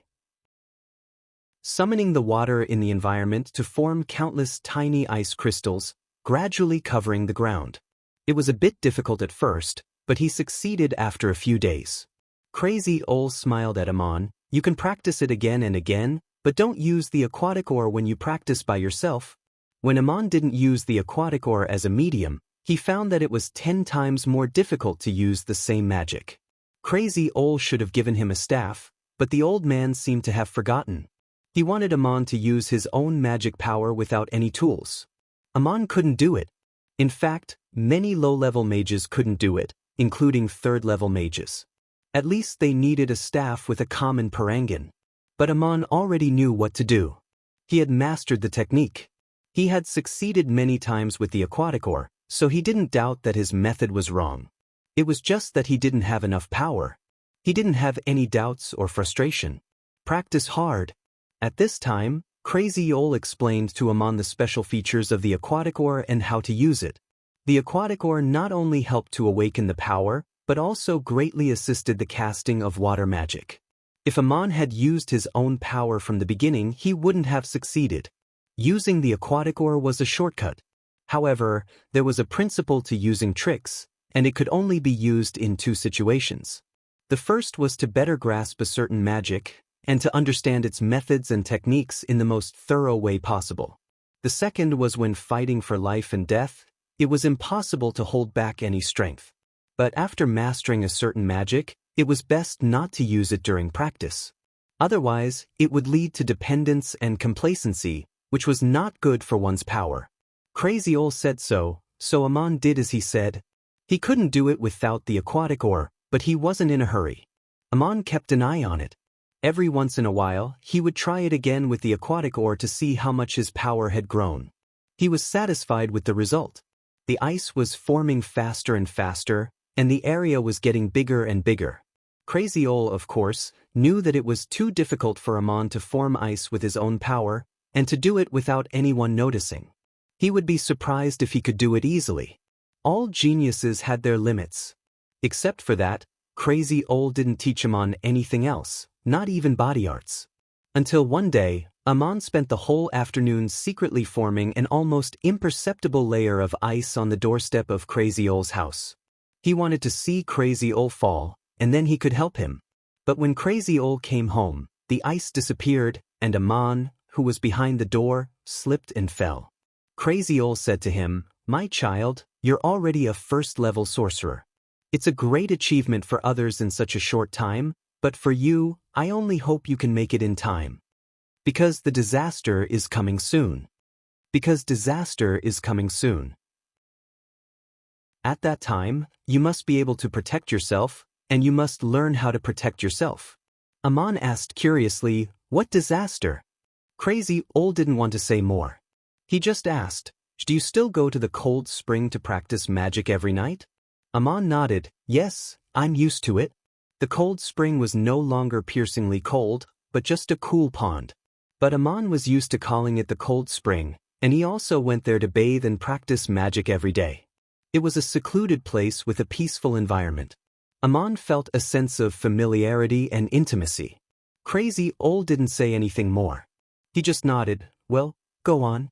Amon didn't know why Crazy Ol said the disaster was coming, but that night, Amon really did encounter a disaster. Chapter 18. Shag was depressed for a long time. He did not go to a doctor because there was only one doctor in Duk, and that was the priest himself. Shag was qualified to learn magic. As a priest of the shrine, practicing magic was one of his daily duties.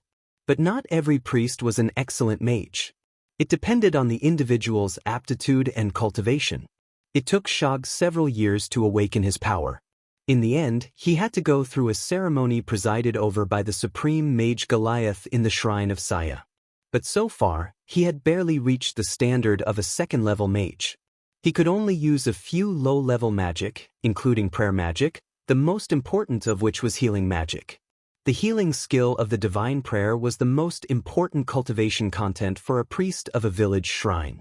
It was not only a guarantee that he would be respected by the residents, but also a symbol of a miracle. It had been almost a month since he vomited blood and fainted in public. Lord Shag had given him many healing spells. When he recovered, there was nothing wrong with his body. But he still felt depressed, as if something was stuck in his heart. There was something that he had to get rid of. Finally, the time came. After breakfast, he called for Maki, a servant in the shrine. Shag was the only priest and clerk in the town, but it was impossible for him to be the only one in the temple. A lot of work was done by servants and assistants. Lord Shag lived like a prince, and the work he usually handled was just registration. Maki was his most capable assistant, helping him with the daily affairs of the shrine and managing the other servants. He had already achieved the third-level body arts. Lord Shag was very kind today. He smiled and greeted Maki, "Come here and sit down." Maki was flattered. "My lord, is it impolite for me to sit with you?" Lord Shag pretended to be displeased. "What are you talking about? You are my most capable assistant, my most trusted companion. What's wrong with sitting at the same table? Sit down or I will be angry." Maki sat down at the table. Shag pushed a plate of snacks to him.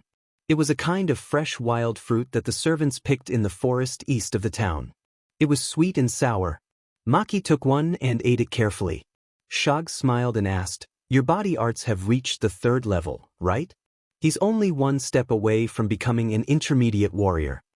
Maki hurriedly replied, "I was originally just an ordinary miner in the town. It was you who told me that there was something similar to physical cultivation in the mining techniques, and you also read me books about physical cultivation. That's how I was able to achieve what I have now. Don't worry, sir.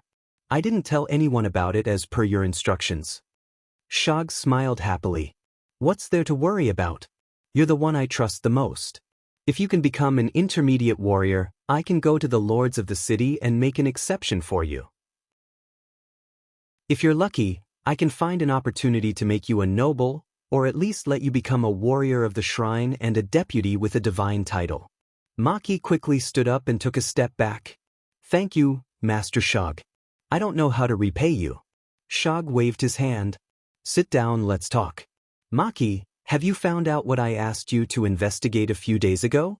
Maki sat down again and answered seriously, as per your instructions, I've been keeping an eye on Amon for the past 10 days. He often goes to Crazy Ole's house, and he also goes to the charcoal forest alone at night, passing through a very hidden path among the rocks. Shog frowned.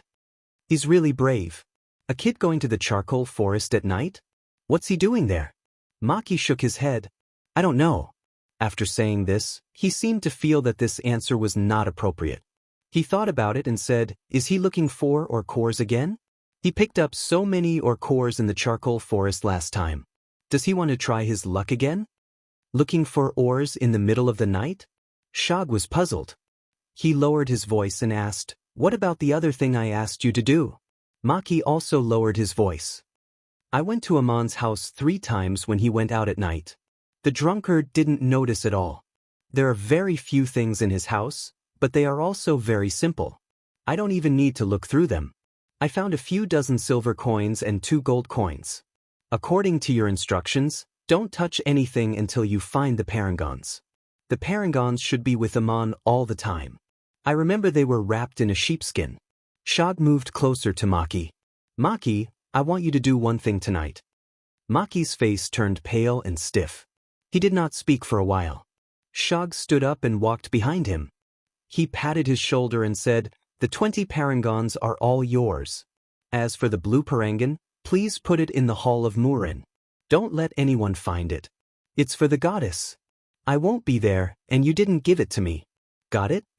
Before Maki could answer, Shog put his hand on Maki's shoulder and said, if you can become an advanced warrior, I'll apply for the position of a temple warrior for you. Then you won't have to pay taxes and you'll still get your salary. As for the money, if it's a gift to the lord of the city, you may have the chance to become the 3rd noble in the town. You can choose how you want to live your life. But don't forget that I'm treating you as my most trusted assistant. Maki gritted his teeth. His face twitched a few times. Finally, he nodded, I understand, my lord. I'll do as you say.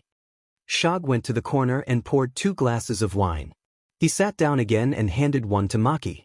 Then he shook his head seriously, you're wrong. You must remember that this is not my order. If someone finds out, they can only say that you were following Amon and trying to find the place where he picked up the ores. I didn't know about it. In the middle of the night in the charcoal forest, Amon was practicing his water element summoning by the spring. He did not practice the magic taught by Crazy Ole. After all, it was in the nature of children to play, and Amon regarded water magic as a game. The water in the environment was controlled and condensed into tiny crystals, like a layer of mist. The crystals floated on the surface of the water and changed into various shapes. It was very interesting. Sometimes they were tiny water droplets, sometimes they were tiny ice crystals, and sometimes they dissipated in the air. Amon was having fun when he suddenly felt something was wrong. The muscles on his back tightened as if he was being watched. He stopped, took out the aquatic ore with his left hand, and held a stick with his right hand. Crossing the gloomy charcoal forest in the middle of the night, Amon did not come empty-handed. He brought a very special stick with him. It was the most valuable thing in his house except for the parangons. Amon's father was a drunkard, especially after the death of his mother. But he was also the best blacksmith in Duk when he was young. That stick was a souvenir left behind by his drunkard father many years ago. It looked like a branch that was not very straight, and its surface was mottled. The yellow was rust and the black was ash. It was almost impossible to tell that it was a high-quality iron embryo. The miners of Duk were forbidden to forge the processed iron into armor and weapons, and no one taught them how to do so. What they produced were only iron embryos and iron embryos. The best iron sand was not mined in the mines, but panned from the feces of an ironback that lived in the mountains rich in iron. It was very rare. When Amon's father was young, in order to test his skills, he secretly collected the best iron sand and smelted it into this embryo. Later, he never traded this stick for wine, but kept it in the fireplace as a stick to fiddle with the coals. Every time Amon passed through the charcoal forest at night, he used this stick as a walking stick for self-defense. The gloomy charcoal forest was not as dangerous as it looked. If one did not get lost, it was actually a very quiet place. But occasionally, there would be hares and wild dogs, and they would run away when they heard the sound of people. But in the most hungry times, wild dogs could also attack people or sheep, so it was always good to be careful. Holding the stick in his hand, Amon quietly looked around. The moonlight was quiet and silent. He didn't find anything. The surroundings were full of black rocks and bushes, the most suitable environment for hiding. Even if there was something hiding, it would be difficult to see it. For some reason, Amon always felt uneasy. He suddenly closed his eyes and clenched the aquatic oar in his left hand. The aquatic oar emitted a faint blue light, but Amon did not shine it out. Unconsciously, a faint mist rose from the spring and floated in the surrounding forest. With the help of the aquatic oar, Amon used the simplest water element magic he knew to the fullest. Sure enough, he found something wrong. Within the range of the magic, the mist in the air was quietly summoned by him. Even with his eyes closed, Amon could still feel the shape of the rocks and bushes floating in the mist. About 10 steps behind him, there was a man. The man was hiding behind a strange rock, with half of his head peeking out through the bushes. He was holding something in his hand. The shape was very familiar. It was the most common miner's sledgehammer in Duk. Elemental magic was usually not used for detection because its sensing range was much smaller than that of detection magic, and its casting speed was slow. If the opponent was a shrewd mage, he might be able to detect it in an instant. Detection magic was an advanced magic, and the most typical one was the Eye of Puppetry, which could detect the situation in a very large range. Amon didn't know what detection magic was. He hadn't even heard of the Eye of Puppetry. But by doing so, he inadvertently used the simplest water element magic to achieve the effect of detection magic, and it was also in line with the most basic principle of detection magic. Maki, who had been following Amon in the dark, did not know that he had been exposed. But Amon did not move. He was still sitting there quietly. The night was getting darker and darker, and the chill in the air was getting heavier and heavier. Maki finally could not stand it anymore. He almost thought that Amon had fallen asleep, so he quietly walked out of the bushes with the sledgehammer in his hand. First-level warriors had extraordinary explosive strength. Second-level warriors usually needed agility in addition to strength. Third-level warriors needed to master the coordination of strength, speed, and endurance. As a third-level warrior in Roddick's personal guards, he could pierce through several cows with a single throw of his spear. Although Maki had never been trained in this way, he moved like a nimble leopard cat with the heavy sledgehammer. He barely made a sound. There was a small open space next to the spring. Maki walked out of the bushes and came to a place where Amon could see him. He was only about 20 steps away. Suddenly, a fierce look appeared in his eyes. He sped up and swung the hammer in his right hand. For a third-level warrior, this distance could be covered in the blink of an eye. There was no time for Amon to react, and Amon seemed to have no reaction at all. However, Maki had only taken 2 steps when something unexpected happened. His foot slipped and his body swayed. He tried his best to steady himself, but his other foot slipped again when it touched the ground. Because of the inertia, he could no longer stand straight and fell to the ground. The hammer slipped out of his hand and fell into the spring. When he realized what had happened and tried to get up, he suddenly received a heavy blow on his shoulder. The pain almost made him faint. Maki struggled to raise his head and saw that Amon was already standing in front of him. Amon was pointing a branch at his face, and his other foot was stepping on his shoulder. This kid was so strong that he could not even turn over. The ground was so cold that he could not help but shiver. Amon asked in surprise, "Maki, why are you here? Why did you follow me here in the middle of the night?" It was Maki's bad luck today. Under normal circumstances, a third-level warrior would not be afraid of a first-level mage in melee combat if he was prepared and vigilant. However, Maki did not expect that Amon could use magic. Although it was just a simple first-level water magic, the effect of its control and application was so incredible.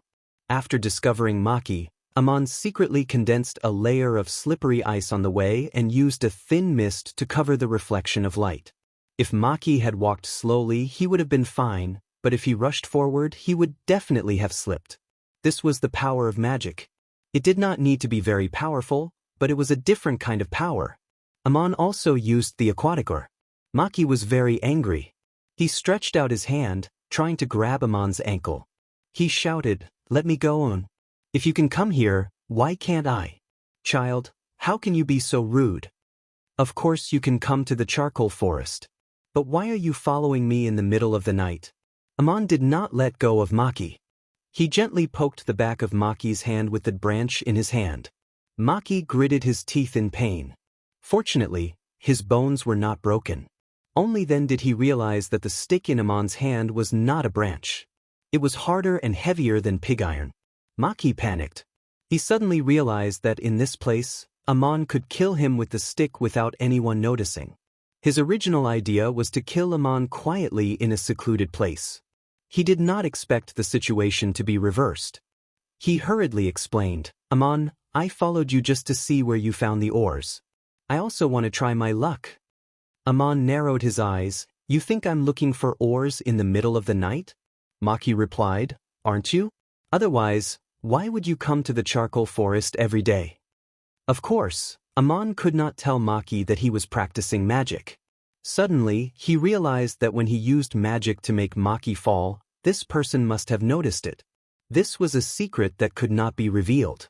He raised the iron stick in his hand but did not put it down. He asked coldly, "Tiantian, have you followed me many times? Why did you rush towards me with a sledgehammer?" Chapter 19. Maki's voice lowered. I'm just getting impatient. I wanted to ask you where you found the Orcor. Amon, we are neighbors. I watched you grow up. How could I hurt you? I'm sorry for what happened tonight.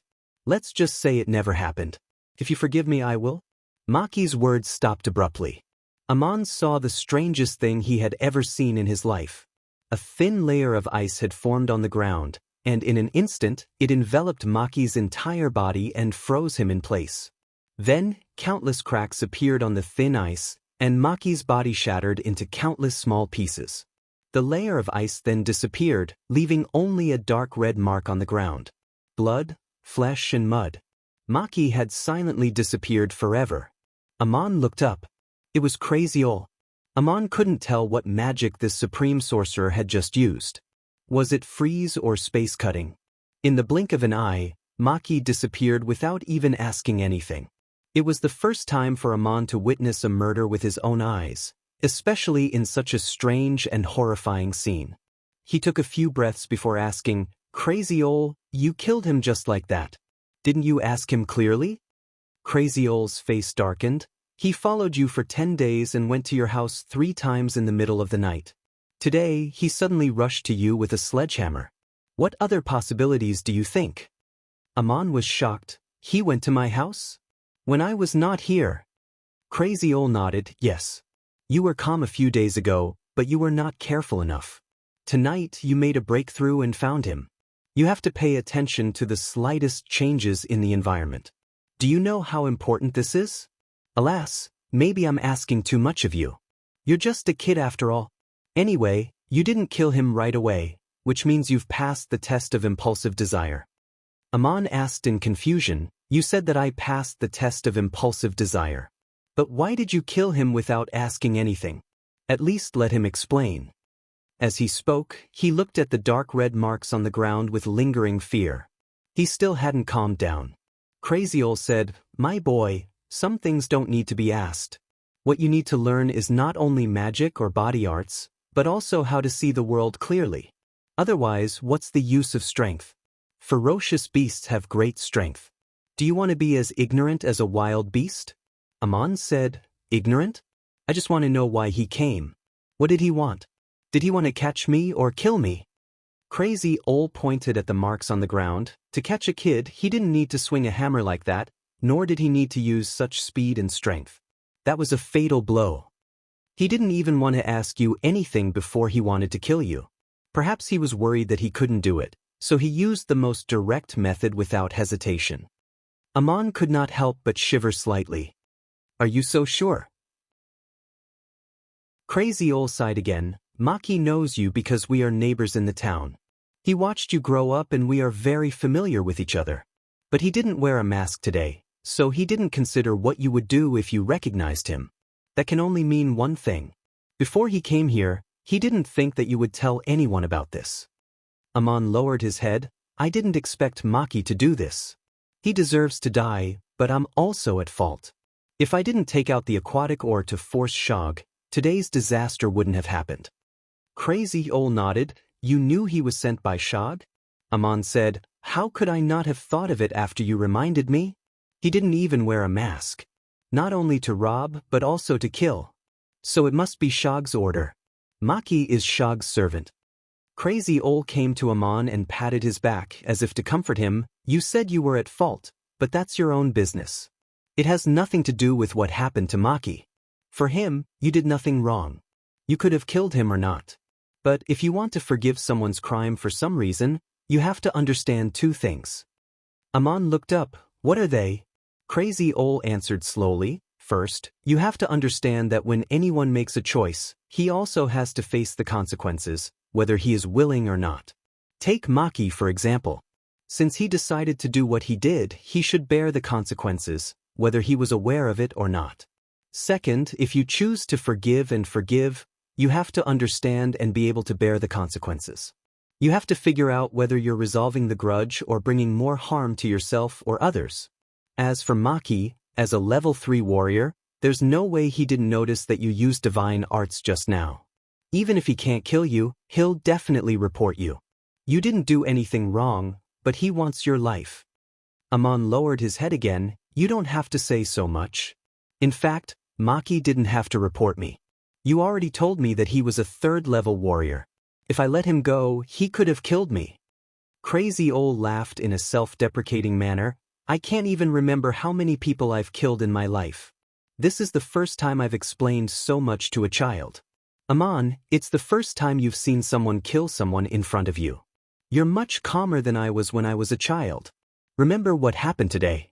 There's a first time for everything. Experience is the wealth of life. Amon looked at the ground and answered in a daze. Maki is dead. He died of his own trap and Shog's desire. But Shog is still here. What should I do? Do as you see fit. Think about it. What would you do if I wasn't here? Crazy Ol answered. Then he thought it was too hard for a child. He looked at Duk in the distance with a mocking expression. If you're smart, you don't have to do anything. Time is precious now. It's not worth wasting it on someone like that. Amon soon understood why Crazy Ol said, don't have to do anything. Lord Shog was sick again, and this time it was serious. He had lost a lot of weight and looked worried all day long. He didn't come looking for trouble with Amon. Instead, he would walk around the town from time to time. When he saw Amon from afar, he would even take a detour, as if he didn't dare to see Amon. Maki was an important figure in Duk. Him disappearing into thin air caused quite a stir in the town. People talked about it. His family and neighbors looked for him everywhere, but there was no news. Maki's wife cried all day long. Worried, his family went to the shrine of Murin to pray to the goddess of Murin. No one knew if Murin heard the prayers of Maki's family, but the priest did. It was said that Shog gave Maki's family a large sum of money, which surprised and moved the townspeople. Shog almost went bankrupt to pay the tax for Amon. How could he be so kind as to give Maki another large sum of money? Because he felt guilty and scared. He didn't know what happened to Maki. Maki getting lost in the black charcoal forest, being killed by mistake, being captured and imprisoned for interrogation, being exposed and escaping.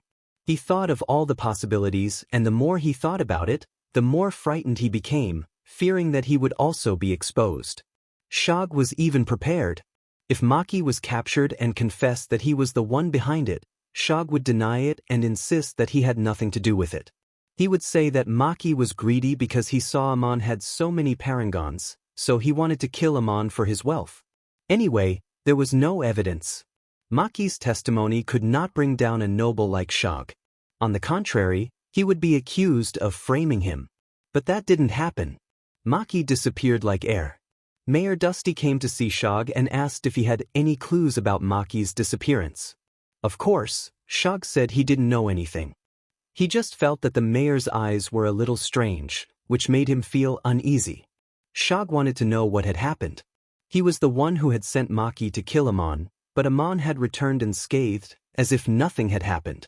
Shog didn't dare to ask Amon, for fear of exposing his guilty conscience. But he couldn't figure out how it happened. The more he thought about it, the more scared he became. In the end, Shog couldn't stand it anymore. He asked for leave from the mayor and went to the city to find a better mage. He temporarily escaped from Duk. What was Amon doing during this time? He didn't have time to pay attention to Shog. Crazy Ol taught him many things. To be exact, he didn't teach him, he just instilled him with knowledge. Crazy Ol explained almost all the content of the first-level magic to him. It was impossible for Amon to learn them all in such a short time, and Crazy Ol didn't ask him to. He just asked him to memorize them. No matter how good a sorcerer was, he couldn't master all the magic. But he had to understand them and know how to deal with them in different situations. On the other hand, Crazy Ol didn't know what Amon would be good at in the future. It seemed that he couldn't wait to observe, so he laid the foundation for Amon. Such a method of teaching theurgy was almost never seen in the major shrines. Amon tried his best. Only when he was in a state of concentration could he remember so many complex magic incantations. It was even more tiring than mining. In comparison, learning body arts using strength was much easier. Crazy Ol only asked Amon to memorize and understand the lower-level magic, while Amon was practicing body arts. The first level of body arts required the awakening of explosive power, which Amon had already achieved. Crazy Ol asked him to use this power. The technique of Duke's miners included the ability to release and release power at will. But from the point of view of body arts, its original purpose was to strengthen people's bodies. In reality, the most important skills were used in combat, so it was also called martial arts. Crazy Ol wasn't very good at combat, so he only asked Amon to use the branch to practice and feel how to use strength by himself. A supreme sorcerer like him didn't need to fight with swords. In fact, many mages believed that it was against their noble status to engage in rough combat. Many important combat experiences could only be mastered through actual combat. Crazy Ol couldn't teach too much. As for strength, accuracy, agility, and endurance, Amon could practice them in his spare time. Amon felt mentally exhausted. If he hadn't practiced magic a while ago, he wouldn't have been able to remember the content of the magic Crazy Ol taught him. But his body was getting stronger and stronger, and he felt more relaxed and comfortable.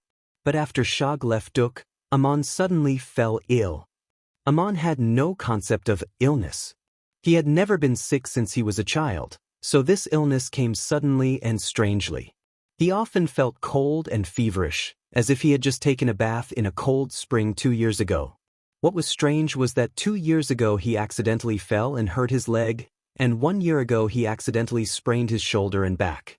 These injuries had long since healed, but now they seemed to be acting up again.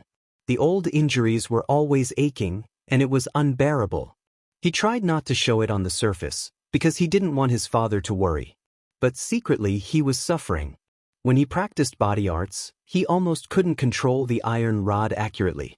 Crazy Ol cast a healing spell on him. An 8th-level sorcerer's healing spell could only relieve Amon's pain, but it couldn't cure the illness. All kinds of minor ailments kept acting up. Amon didn't know what was wrong with him. He wasn't afraid, but he was worried. Crazy Ol, on the other hand, seemed happy. Crazy Ol saw through Amon's worry. One day, he finally smiled and said, "My boy, it must be hard these days, right? Speaking of which, I have to thank you. From you, I have confirmed a conclusion I've made for many years. And you didn't let me down. You faced a new test so soon." Amon didn't understand. What conclusion? Test. I remember you once said that the first test to become a mage is the awakening of desire. And the next test to reach the peak of primary magic is the firmness of faith. That has nothing to do with my current situation. Crazy Ol shook his head. It's not just a test for mages. Since you've awakened the power of two sides, you're also facing a test of two sides. I call it the purity of body. It's something you'll encounter when practicing body arts, but it's often overlooked. There's no clear record of it in the classics. Before I explain it, listen to my experience. It is a lesson learned from countless casualties. Chapter 20. Nietzsche had traveled to many city-states on the continent and experienced many wars. When he became a supreme sorcerer, he observed many wars in an almost cruel way. He secretly made cold and meticulous statistics of casualties and discovered a problem that had been overlooked. The death rate of a level 1 swordsman seemed to be a little higher after going through a long and continuous battle. Although it was lower than that of an ordinary warrior, it was clearly much higher than that of a level 2 swordsman. This was not proportional to the difference in strength between them. For example, in a war involving tens of thousands of people, Nietzsche calculated that the casualty rate for ordinary warriors reached 35%, the casualty rate for first-level warriors reached 20%, the casualty rate for second-level warriors was only 7%, and the casualty rate for third-level warriors was only 5%. This result was obviously abnormal. As practitioners of body arts of the same level, the difference in strength between a first-level warrior and a second-level warrior was not that big, and the difference in fighting skills was even smaller. Crazy Ol continued to study this problem, looking for battlefields. He went wherever there was a large-scale bloody conflict. He was like a bloodthirster. Gradually, he discovered a detail. First-level warriors who were well-versed in controlling their strength were prone to illness after a long period of fighting. They were troubled by all kinds of diseases and injuries, and even old injuries that had existed for a long time. This was easily overlooked in the cruel environment of the battlefield. If they relied on their extraordinary willpower, strong physique, and a little bit of luck, these people would often advance to the second rank of swordsmen if they managed to pull through. Crazy Ol followed this clue and did more research. He found that second-level warriors would be troubled by physical factors before they could advance. Most people thought this was a normal phenomenon in the practice of body arts. Ordinary people's bodies could not adapt to the extraordinary strength, and they needed a strong will to persist in training until they reached the second level of body arts. Only then could they strengthen their bodies to adapt. This view was not wrong, but no one noticed the unusual regularity. Crazy Ol, however, concluded that this was an inevitable test in the practice of body arts, which manifested in the exposure of all the hidden injuries in the body. If one's body was not strong enough, he could not pass this test. But if he appeared on the battlefield, the situation would be serious. It was not just a matter of passing the test. First-level warriors who rushed to the front line were naturally not nobles. They were all civilians who were lucky enough to practice body arts and were recruited to the front line. They had to appear in the fiercest places of battle, and they needed military achievements to change their status. Therefore, the high number of casualties did not attract too much attention. Crazy Ol called this test the purity of the body. Thinking of all the tests one had to face in the process of practicing magic, Crazy Ol guessed that there must be something in common and regular. He told his student Bear about it. Now, through the results of Bale's research, he had awakened the power of two sides in Amon and confirmed it with this child. Crazy Ol's words enlightened Amon. He no longer worried about his condition. After all, this was not the first time he had been tested on a battlefield.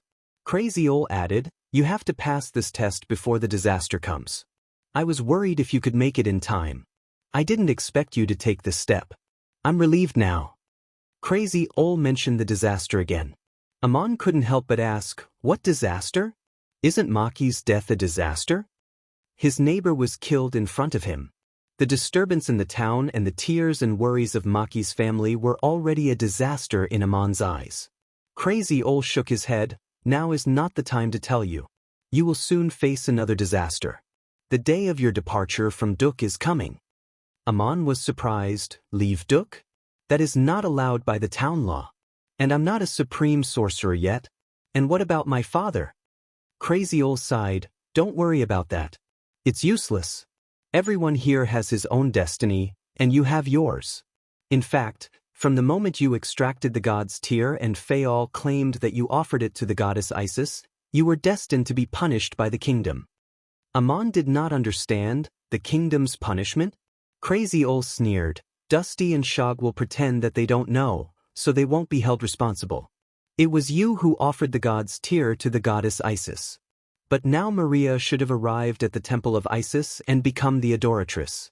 The news of how she got the god's tear in Duk must have been made public. The Hittite kingdom will not protest in public, nor will they pursue the matter. But there must be people who are dissatisfied in secret. A miner extracted the god's tear but did not report it according to the law. Instead, he offered it to the shrine of the neighboring Hittite kingdom. This is a serious crime. If we don't punish him, how can we prevent similar things from happening again? If we can't punish Roddik, why can't we punish you? Amon frowned, how will the kingdom punish me? Crazy Ol said, find another crime. You will be beheaded if you violate some law or oracle. Otherwise, how can you warn the others? That's easy to figure out. Amon took a deep breath. Decapitation. Crazy Ol said, Roddik hasn't left Hittite yet. I'm afraid the news will get out. But to punish you, we have to wait until the news of the adoratress' ascension to the throne is announced. Then an emissary will be sent from the capital. It should take more than 2 months. But you don't have to worry about being beheaded. I have some old friends here. I will arrange your departure in advance. Start preparing for your long journey now. Don't tell anyone. Amon's expression changed to one of panic and helplessness. Am I going to leave Duk? Leaving my father and you? He was just a boy who had never traveled far. He did not know what to do when he heard the news. Crazy Ol patted him on the shoulder and said, My child, you will grow up one day. I have taught you so much. Do you think it's just for you to be a clerk in Duk? The world is big. Don't forget your promise to me. Unravel the secrets of the gods. As for here, I will arrange everything. When the storm is over, you can come back. Amon said, I can come back? Well, that's good. But Crazy Ol interrupted him, but you haven't learned more, have you? I will try my best to record everything I know and give it to you. The rest is up to you. I not only want you to unravel the secrets of the gods, but also to prove this path yourself. So I don't want you to take the wrong path. I have already taken the wrong path. Even if I become a 9th-level sorcerer, it will be the end. Now, I want to remind you of 3 things. You must remember them and don't ask why. Amon was a little stunned. Tell me I will. The 3 things Crazy Ol told him were very special. First, no matter how strong Amon would become in the future, he should try not to kill people directly. It was not that he could not kill people, but he should try to avoid killing people directly. There was a big difference between the two.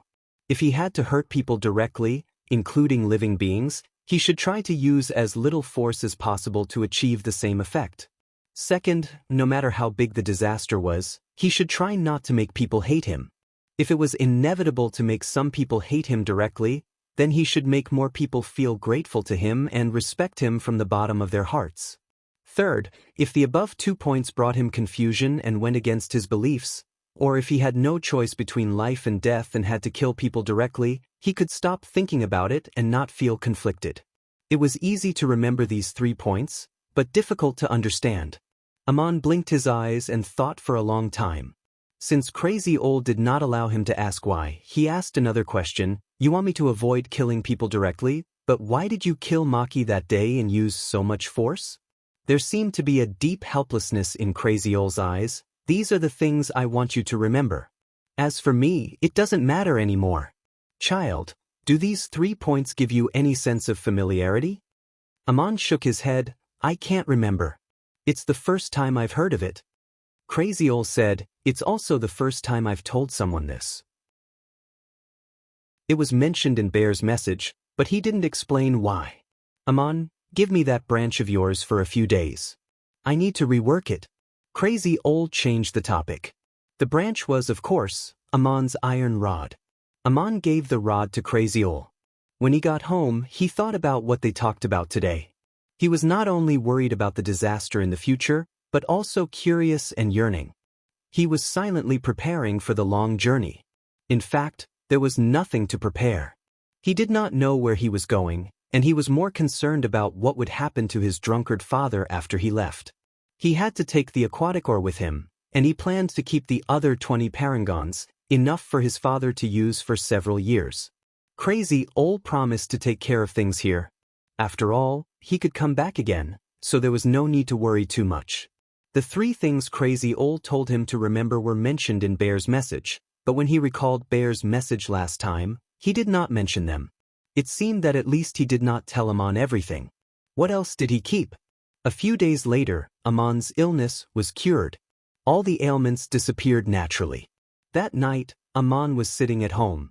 For some reason, he felt that every muscle and every pore in his body was so comfortable. Even his every breath was so joyful. This was the body that truly belonged to him. Only in this way could he use the awakened power in his bloodline without any awkwardness. He had passed the test of body purity, and his body arts had advanced to the 2nd level. According to Crazy Ol, Amon should continue to practice 2nd-level magic.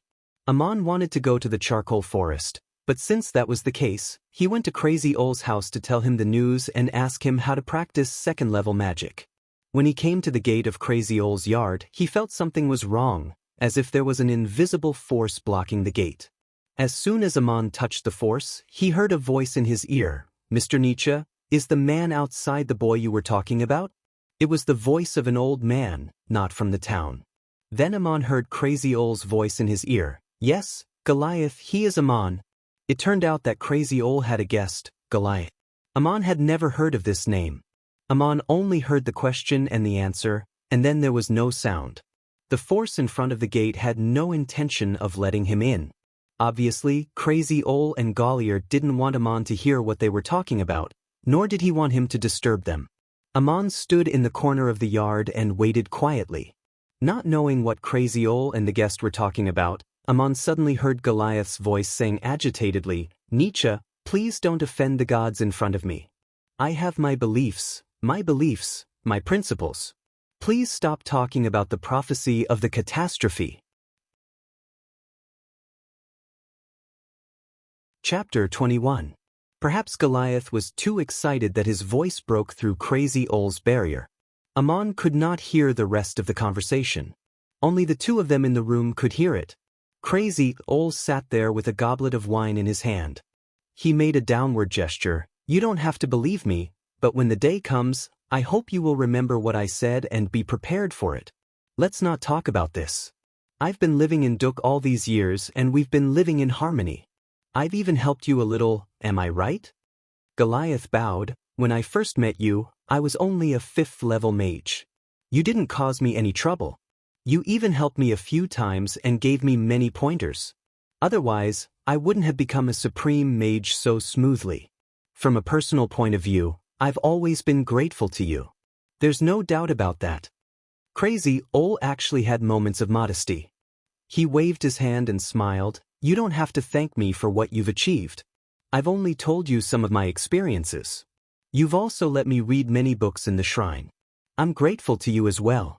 But today, what do you think about a little favor?" Goliath was silent for a while. Then he sighed and answered, "No problem. We both know that the boy is innocent. I'm afraid the whole continent knows that. Dusty is a smart man. It's easy. The emissary from the capital will come in 3 days." Crazy Ol stood up. "Then let's go to him. I'll go with you. He won't dare to disobey you, and he won't dare to tell anyone about what happened today." Goliath smiled. "When the time comes, I naturally won't ignore him." When they were about to leave, Crazy Ol suddenly said, "Goliath, although you don't want me to say it, I have to say it one last time. If the catastrophe really comes, I hope you can survive. Don't throw away your life needlessly, and don't give up on your faith. I know what you've achieved. You will become a 9th-level mage." Goliath stood still in front of the door. After a moment of silence, he said, "Do you have anything else to say?" Crazy Ol thought for a moment. "If Amon comes back one day, I hope you can comfort him and help him if you allow it." Amon didn't know how long he had been standing in the corner. Suddenly, The gate of Crazy Old's house opened and two people walked out. The guest was an old man with a goatee. He couldn't see very clearly in the dark, but the old man glanced at him. His eyes were quite clear and sharp in the darkness. Aman wanted to take a step forward, but he couldn't help but stand there without making a sound. Crazy Old and Goliath went to the mayor's house, the building where Maria used to live. Why did they go to the mayor so late at night? Aman looked at the building from afar. There seemed to be light on the second floor, but it didn't look like a light. Soon after, he opened his mouth wide in shock.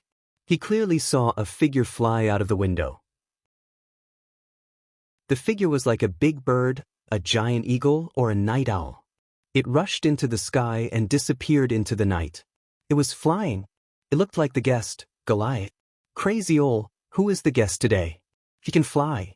This was Aman Ol's question. At this time, Crazy Old had returned from the mayor's house. Crazy Old smiled. It's nothing. I can fly too. Otherwise, how could I have the chance to watch the battle? But I think it's too tiring. It's more comfortable to walk.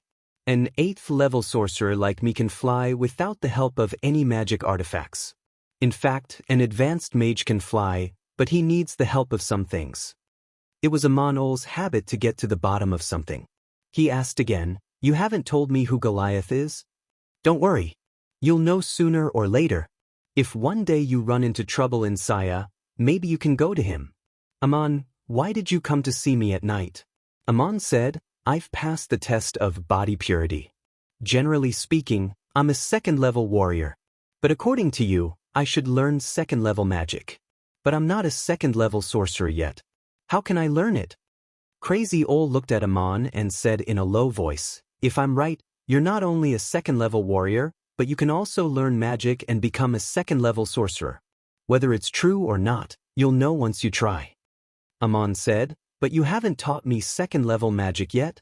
Crazy Old smiled again. "There's no such thing as 2nd level magic, only low level magic. I've taught you almost all of them. You are a qualified 1st level mage if you are able to combine magic with different techniques. You can't be any more outstanding than that. The ability to use 2 different kinds of low-level magic separately to enhance the power of the magic was the standard of a 2nd level mage in the shrine. Go and test yourself. Take this branch back and these 3 parangons." Crazy Old reached out his hand and pulled Aman's iron branch out of thin air. His other hand grabbed at the air and 3 different colored parangons appeared. He put them on the table in front of Aman. Looking at Aman's shocked face, Crazy Old smiled again. "The red one is called Flame Sprite, the black one is called Terraculus, the white one is called Ventussum. Together with the aquatic ort I gave you, you have all 4 of them. Don't be surprised. 100-year-old supreme sorcerer who has been a miner in Turco for so many years, it's normal for him to have all these. Take them with you and try out their different uses yourself. Explore and practice other divine arts." Aman thought for a moment. Crazy Old's words made sense. Crazy Old had been a miner in Turco for more than 100 years. As a supreme sorcerer, it was easy for him to collect all these things. For people like Crazy Old, money was not important. Things depended on what they were used for. Giving them to Aman to practice magic was the most important thing. So Aman did not refuse. He carefully picked them up and put them away. Then he picked up the stick and looked at it for a long time. Nothing changed. It looked more like a branch. Seeing that Crazy Old was looking at him with a faint smile, Aman was tempted. He tried to touch the stick by awakening his divine power. It felt different in some places. So he used his hands to break every knob on the stick. Finally, he found that there was a hidden mechanism in the wood grain. It required a lot of strength to open. Aman's fingers were almost sore. He found 4 grooves in the stick, and each groove could fit a parangan. Aman asked hesitantly, "Is this a magic wand?" Crazy Old nodded and took the stick. Sorcerers and mages use the same wand. But as a young low-rank sorcerer, holding a wand is like announcing your identity to everyone. It's no different from seeking death. So I changed this stick into a wand. The material of the wand has been changed, but it can still be used as a weapon. It took me a lot of effort to set the parangan. I even destroyed the parangan to cover it with a complete shell. It's hard to tell that it's a wand unless you're a supreme sorcerer. Even a 9th-level sorcerer won't notice it if he's not paying attention, as long as you don't use the wand to cast magic in front of them. There are 5 grooves in total. The 4 hidden grooves on the body of the wand can be set with all kinds of parangons. Of course, you can set all 4 parangons in it. It's the most versatile way. There's also a very hidden groove on the head of the wand. Even if you know it, you won't be able to open it unless you're an advanced warrior and an advanced sorcerer at the same time. I can't even open it after I finish the work. I'm afraid only the gods can find it. If possible, this groove is for you to set the god's tear in the future. If you set the god's tear in the wand, you can't set other parangons in the other 4 grooves. You have to set the aquatic ore, the flame sprite, the Taroculus, and the Ventussalamander in sequence. It's the same structure as the wand of the Sentinel of Isis, but it looks different and the effect may be different. You know I'm a supreme sorcerer, but you don't know that I'm probably the best craftsman on the continent. The twig in your hand is the proudest work of my life. Crazy Ol finished his speech in one breath. His hands caressed the iron wand, and his face showed a little bit of pride. If it were an ordinary mage who saw these crystals and this wand, his jaw would probably drop. However, Amon had been shocked too many times recently. His nerves were tough and he was very calm. He stood up and said only 3 words, "Thank you." Crazy Ol waved his hand. It's hard to say who should thank whom more. It's me who led you to the most difficult path in the world. Amon, so what? Do you think I'm not willing? Do you want me to be a miner like my father for the rest of my life, never leaving Duk? Maybe one of my fingers has already been cut off? Crazy Ol looked at Amon, as if he was studying something. Amon, you are a child who can hide things in your heart, just like this iron stick can hide a parangan. No one can tell it's a staff. But you've had a question for a long time. It's about me. Tell me today. I can read your eyes when you look at these parangons.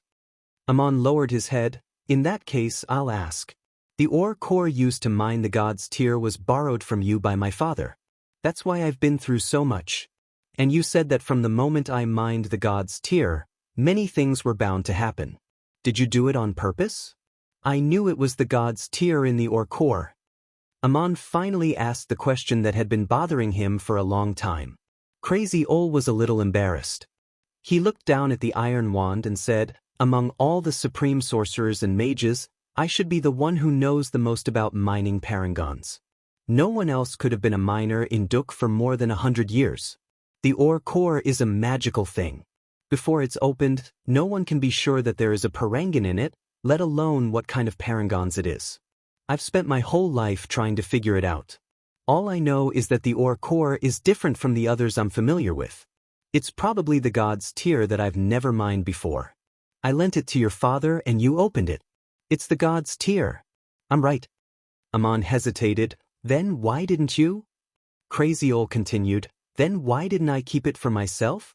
The god's tear is no longer of much use to me. Besides, it's Bear who kidnapped the adoratress of the Temple of Isis and took away the god's tear. It's all because of me. I'll just return the god's tear and the adoratress. Besides, if I didn't let you mine the god's tear, how could I carry out my plan? You're right, I did it on purpose. Amon didn't ask further. He just nodded and said, oh, I see. Crazy Ol pointed to the black parangan and said, special crystals have more than one use. For example, this Taroculus is the best auxiliary artifact for using earth magic. It can also support some strength-based magic, and it can also be used as a carrier for message magic. I have written down all the information I know about cultivation in the form of a magic scroll. You can read it slowly, but the message magic I use has a special feature. Only when your magic reaches a certain level can you read the contents of the scrolls. After that, the recorded information will disappear automatically. Then he pointed to the white parangan and said, the Ventussalum is not only the best auxiliary artifact for air magic, but also one of the best carriers for spatial magic. But sometimes it needs to be modified. I've had this Ventussalum for many years. I've made it into a spatial artifact. It can hold many things, but now it's empty. If one day you become a 6th level sorcerer and can use supreme spatial magic, you can open it and use it. Aman interrupted, isn't the 6th level an advanced sorcerer? How can you use supreme magic? Crazy Ol smiled, it's not just supreme mages who can use supreme magic. In fact, all kinds of magic can be performed with the help of auxiliary tools. But the measure of a supreme mage is another matter. In fact, the evaluation criteria for a 6th level mage was not only to pass the test of Devil's Temptation, but also to be able to use supreme magic with the help of props, or to perform at least one supreme magic without any props, and so on. It's too early to talk to you about this. The Taroculus contains all the information. You'll know when you can see it. Aman suddenly felt that there was something wrong with Crazy Ol's behavior today. It was as if he wanted to explain everything at once. He couldn't help but ask, what's wrong with you today? Am I leaving immediately? Crazy Ol, poor child, you're so smart. You'll be banished tomorrow morning. Today is your last night in Duk. There are a few things I'll tell you tomorrow when I send you off. Now I want to ask, have I ever said that you're my student, and have you ever called me teacher? Only now did Aman realize that he had never called Nietzsche teacher. He had always called him Crazy Ol, not because he was disrespectful, but because he had been used to it since he was a child. Hearing this, he hurriedly stood up, knelt down and kissed the soil in front of Crazy Ol's feet. Then he said, Teacher Nietzsche, in my heart, you're already my teacher. Of course I'm your student. Crazy Ol did not stop Aman from performing the most solemn ceremony. Instead, he laughed and said, Aman, if one day you can unravel the secrets of the gods, or even become a god, then today's scene will be very memorable. Or rather, it will be very ironic. I've recorded this scene in the Taroculus. Child, you don't have to call me teacher. In fact, I haven't taught you much, and I don't want you to become my student or another me. I just want you to fulfill my wish. It seems that no one can teach you this. Sorry to trouble you. Aman replied respectfully, I won't forget. Crazy Ol seemed to be full of emotion. Who can tell whether you'll forget or not? I've recorded 2 pieces of information in the Taroculus that will never disappear. One is the scene of you kneeling in front of me. As for the other, it's related to Maria. Do you want to take a look? Aman was curious. Maria? I want to see it. Crazy Ol said, you haven't practiced message magic yet. Let me show you first. Before his voice trailed off, Aman saw the black crystal on the table become colorless and transparent. Its edges and corners glowed, turning into a dodecahedral light ball. Then the light ball expanded, and a 3-dimensional image appeared in it. It was a line of Igut's cursive writing on the wall. Aman, my name is Iko. Seeing Aman's puzzled look, Crazy Ol explained with a smile, that's what Maria wrote in her room. She wanted to tell you her name, but she didn't. She just wrote it in a corner of the room, but later erased it. This is probably the last time she uses this name, and the last time she writes in the secular world. Do you think she has forgotten, or is it hard for her to forget? I'm afraid even the gods can't tell. The next day, when the people were still having breakfast, the bell in the shrine of Murin rang again. When the people hurriedly ate their food and rushed to the square in front of the shrine, they found that this time the bell was rung by Dusty himself. The mayor looked very solemn. Seeing that almost everyone had arrived, Mayor Dusty opened a scroll and read aloud, This is an irrevocable decree jointly issued by the Empire of Igut and the Hittite Kingdom. Every region of Saya should send warriors to help hunt down the evil sorcerer bear. He was last seen in the jungle of the Euphrates River, west of the town of Duk in Saya. Here, Dusty closed the scroll, paused, and continued, Bear is an evil sorcerer. His pursuers must be real warriors. He escaped from the temple of Isis in Igut to the jungle of the Euphrates River. Those who can find and kill him must be blessed by the goddess Isis and Murin. Finally, such a warrior has appeared in our town. I've decided to send him to carry out the decree of the Hittite kingdom. Shag was not here. Except for Crazy Ol and Aman, only Mayor Dusty could read. No one noticed that the parchment in his hand was very old. It was a decree from 30 years ago.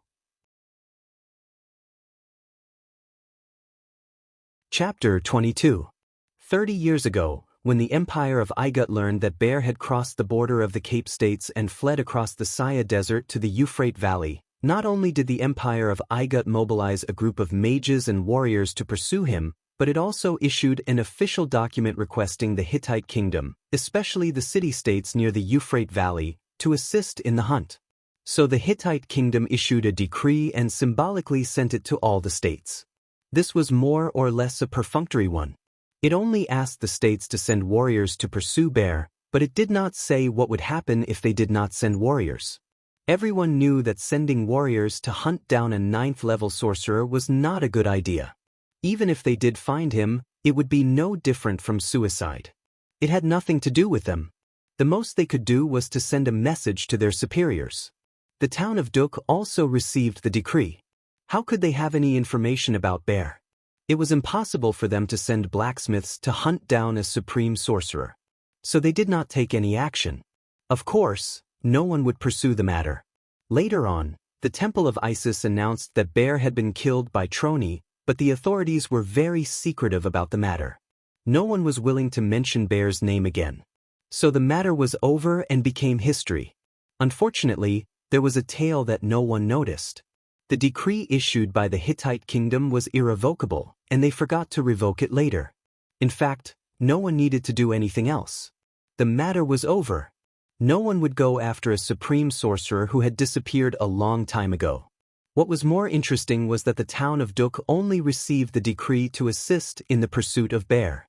The Empire of Igut did not inform the Hittite kingdom that Bear had been killed, and the Hittite kingdom naturally did not spread the announcement that had nothing to do with them. In theory, the town of Duk knew nothing about it. But in fact, the people of Duk did not know anything about it. They had never heard of the decree 30 years ago. Except for Crazy Ol, no one even knew who Bear was. Today, however, Dusty had publicly announced the decree, and it was still in effect. The townsfolk were surprised. Who was Baal? Judging from the mayor's words, it seemed that it was a sorcerer who was wanted by the Egyptian Empire and the Hittite kingdom.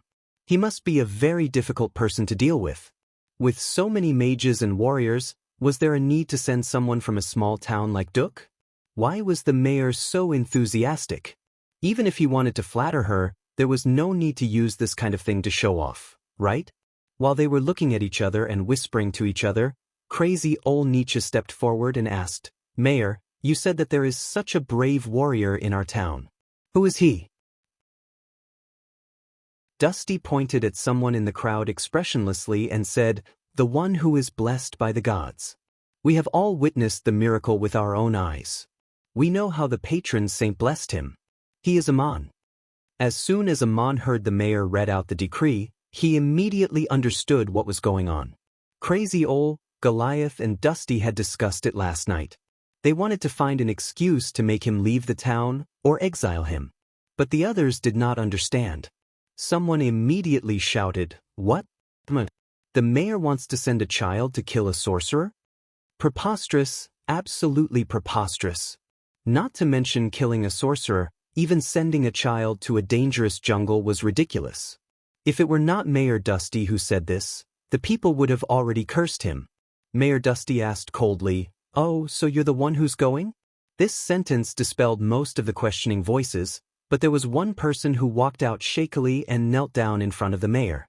"Sir, please send me." This man was Amon's father. It was rare that he did not drink too much today. Mayor Dusty looked at him and asked emotionlessly, "Are you a warrior? Have you ever received special favor from the Sentinel Goddess?" "I'm sorry, but I've decided. I will send Amon." Amon's father's lips trembled.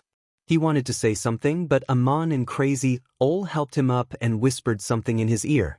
He was shocked to hear this, but he nodded in the end. So it was decided.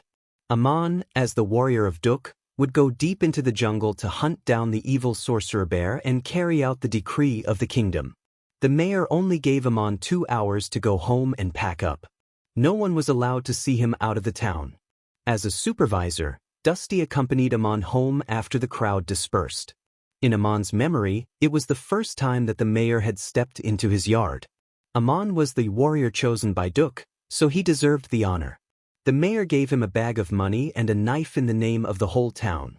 Warriors also needed to spend money to buy things. At the same time, they also needed weapons. The saber given to Aman by the mayor was naturally made of fine iron. It was both sharp and tough, resistant to wear and tear, and not easy to break. The only drawback was that it was a little small, less than a foot long. It would be better to use it to skin the prey than to hunt down the sorcerer. Aman did not have many things with him. He only brought the twig and 2 leather bags.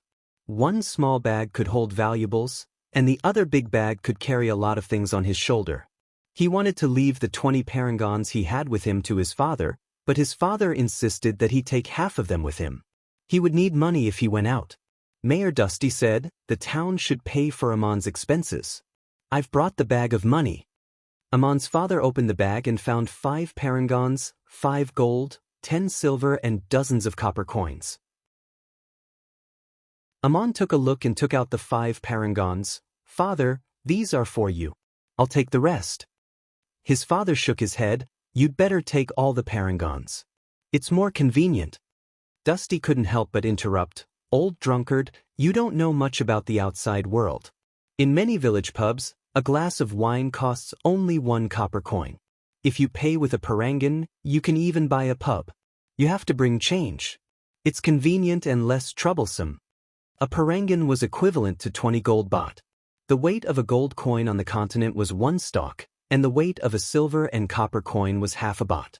A gold coin was worth 20 silver coins, and a silver coin was worth 100 copper coins. If a glass of wine was sold for 1 copper coin, and Aman paid with a parangan, the pub would have to give him 39,999 copper coins. Aman's father's jaw dropped. It cost him a silver coin to buy a bottle of wine in Duk. His small glass could only hold 5 glasses at most. He was stunned for a long time before he said, "My son, you really should go out." Mayor Dusty left. Aman and his father split the money. In the end, Aman only took the bag of money given by the mayor and left the 20 parangons to his father. Hearing Dusty's words, his father gave Aman another 30 silver coins. That was the money Judah gave him last time. Crazy Ol and Aman both told the drunkard that the mayor was just looking for an excuse to let Aman leave the town because Shog wanted to get back at Aman. Everything was arranged and there was nothing to worry about. He would come back after a while. When only the father and son were left in the house, Aman didn't know what they said to each other. When Aman left, there was an extra bottle of wine in his backpack. It was his father's best wine. The Dushians saw Aman off at the eastern entrance of the town as if he was a warrior. They watched him walk on a winding path in the forest. This trail was left behind by people who usually went hunting, and there were also people who went to the edge of the mountains near the town to pick wild fruits and vegetables. Further into the depths were towering mountains with dense vegetation that blocked out the sun. The Euphrates River ran through the mountains about 200 miles away from Duk. Cavemen lived in the mountains. They were also called dwarfs in the kingdom of Babylon. But Aman heard from Crazy Ol that they were no different from the Dushians. The only difference was that they lived in a harsh environment and lived in an uncivilized state. That was why most of them looked short. Aman knew that Crazy Ol was right. In fact, there were also cavemen in Duk. They came out of the mountains to trade with the townsfolk. They could often get the best iron ore and fine iron sand. They also knew that these things were what the townsfolk liked the most. The cavemen who came to the town to trade were the smartest. They could speak the language of the continent, but they did not know many words. The mines in the north of Duk even hired strong cavemen to help them mine the ore. They were good miners and had learned a lot after living here for a long time. They were almost no different from the residents of Duk. They did not look like cavemen at all. However, most of the cavemen living in the mountains were still barbaric and ignorant. They often attacked other tribes and passers-by. Sometimes it was very dangerous. The townspeople went hunting in the mountains in the east and rarely went into the wild. Except for Crazy Ol, no one had ever reached the Euphrates River in 100 years. Aman did not know where he was going. What Crazy Ol told him last night was just an excuse for him to leave Duk. But the road led him deep into the mountains. Aman walked without hesitation. He looked around as if he was waiting for someone to show up. Crazy Ol had told him that he had a few last things to tell him before he left. Amon did not see Crazy Ole or Mayor Dusty among the people who saw him off. The path meandered along the steep mountain. There were tall trees in the distance. Even in the hot weather, it was still cool under the shade of the trees. Sunlight scattered on the path. Lush bushes grew by the roadside. Many of them had thorns, and some of them were wild flowers of unknown colors. The surroundings were quiet, but there was always a sense of danger. Occasionally, the birds chirped in the distance, but it was so pleasant. Anyone who walked alone in the deep mountains would have such a feeling. Amon had walked for a long time. When he looked back, he could no longer see the town of Duk. Lush forests surrounded him. The road under his feet became more and more rugged and difficult to recognize. Turning a pass and coming to a small slope, he saw two people standing under a tree. Mayor Dusty and Crazy Ole were waiting for him. Amon went up to them and said, "My lord, Mr. Nietzsche, were you waiting for me? What else do you want to tell me?" Crazy Ole had told Amon yesterday not to call him teacher, so today in front of Dusty, Amon called him Mr. Nietzsche. Crazy Ole did not speak. He just stared at Dusty. Schrödinger was squatting lazily at his feet. Dusty coughed and took out something. "Amon, you are a brave warrior of our town. You deserve a reward. This is a personal gift from me. It's not convenient to show it in front of others." Crazy Ole added indifferently, "This is a personal gift from Roderick to Mayor Dusty, as a token of appreciation for the god's tier in Duk. I think it's reasonable for Mayor Dusty to give it to you. He received a lot of things from Duk, but you only got 30 silver coins and almost lost a finger." Since there was no one else present, Crazy Ole spoke bluntly. It was the first time that Amon saw the mayor blush. The mayor handed over 2 certificates in an exquisite waterproof leather case, signed and issued by Roderick, the governor and chief priest of the city of Cape of the Egyptian Empire. The certificates were written on high-grade Igut papyrus, which was made from a kind of grass growing on the banks of the Nile River. It was the most convenient writing material and one of the most important exports of the empire of Igut to other parts of the continent. The high-grade papyrus that Amon saw was usually used to write official documents of the empire. Amon was literate and could recognize that one of them was a certificate of identity for Egyptian citizens, but the column for the name was blank. At the very end, the signature of Roderick and the seal of Straits City were correct. Whoever got it and wrote their name on it was equivalent to obtaining the citizenship of the Empire of Igut. Roderick actually gave such a certificate to Dusty. It was very precious. Dusty himself had already obtained the citizenship of the Empire of Igut, but this certificate could be given away. It was a great gift. Roderick was very considerate in leaving such a certificate. As for how Dusty would deal with it, it was none of his business. The other certificate was a border pass of the Empire of Igut, which was the most useful for merchants. Every country needed a pass issued by a city at the border, or they might not be able to pass the border. If they were unlucky, they might even be caught as spies. Obviously, this was left for Dusty himself, so that he could do some private business. At this moment, under Crazy Ole's incitement or coercion, Dusty also gave it to Amon. "My child, the emissary from the capital will come to Duk in 3 days with the decision to punish you in public. I found an excuse to let you go. With these 2 things, your identity will not be a problem. The road ahead will be difficult and dangerous. Take care of yourself. Don't thank me. In fact, I should thank you. If you hadn't mined the god's tier, I wouldn't have received so many gifts. Even Shog has made a fortune. If there's anything else, you can talk to Mr. Nietzsche. I'm going back to town. I'll see if anyone follows me." Dusty left, leaving Crazy Ole and Amon alone. Crazy Ole looked at his back and said, "Dusty is a good man. You should thank him.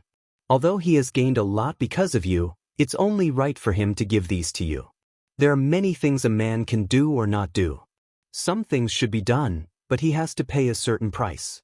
As long as he does it for you, you should be grateful. My child, you must remember this." Amon nodded. "I'll keep that in mind. Is there anything else I can do for you?" Crazy Ole pointed at Schrödinger at his feet. "Take this cat with you." Chapter 23. Amon was a boy who had never been far from home. He didn't even know what to do by himself. Crazy Ole asked him to take a cat with him. Cats were not as obedient as dogs, and they could not be taken away at will. He asked awkwardly, "Why do you want me to take Schrödinger with me? Can it go with me?" What Crazy Ole said next surprised Amon again. "Schrödinger has been with me for 30 years. Except for the message Magic Bear cast on him, I have never heard him bark. He hasn't changed at all. I can't even hug him. But he didn't leave. He has been staying in Duk. Just now, he suddenly came with me. Maybe he was waiting for this day. Amon, this is not an ordinary cat. Schrödinger can be your guide. I haven't told you about his extraordinary origin." Amon asked in surprise, "What's his origin? Is there anything else you haven't told me?" This cat was incredible. The fact that he hadn't changed for 30 years and never made a sound was beyond the comprehension of ordinary people. Crazy Ole did not answer. Instead, he asked another question. "Do you know where you are going?" Amon looked at the 2 documents in his hand and said, "Isn't it the Empire of Igut? You must have asked the mayor to give it to me. With it, I can cross the desert to Igut." Crazy Ole shook his head. "No, it's for your future. I didn't ask the mayor to announce the decree just to make up an excuse. I really want you to find Bear. Think about it. Who is most likely to find the place where Bear was last seen?" Amon pointed at the cat on the ground. "Of course it's Schrödinger. But you haven't been able to get him to take you there for so many years. How can I do it? Maybe he has forgotten. Is there anything else you want to tell me that you haven't told me? At this time, please say it all at once." Crazy Ole glanced at Schrödinger and said, "Then I'll tell you everything. Bear took not only the adoratress and the god's tear from the shrine of Isis, but also a sacred relic and a cat according to the secret information I've gathered over the years. The Temple of Isis had once issued a secret order to retrieve these 2 items. Only the senior priests of Igut knew about it. It was normal for the Temple of Isis to secretly search for the holy relic, and the Temple of Isis did not want the news of the lost holy relic to be made public. But why would they search for a cat, and why would Baal take the cat away? There must be something more to it. Although Baal didn't tell me, I guess that the cat must be Schrödinger. But in the past 30 years, I have never been able to solve this riddle, and Schrödinger has never paid any attention to me. To tell you the truth, I have tried many times to find Bear's whereabouts through Schrödinger, but I have never succeeded. It seems that the cat likes you.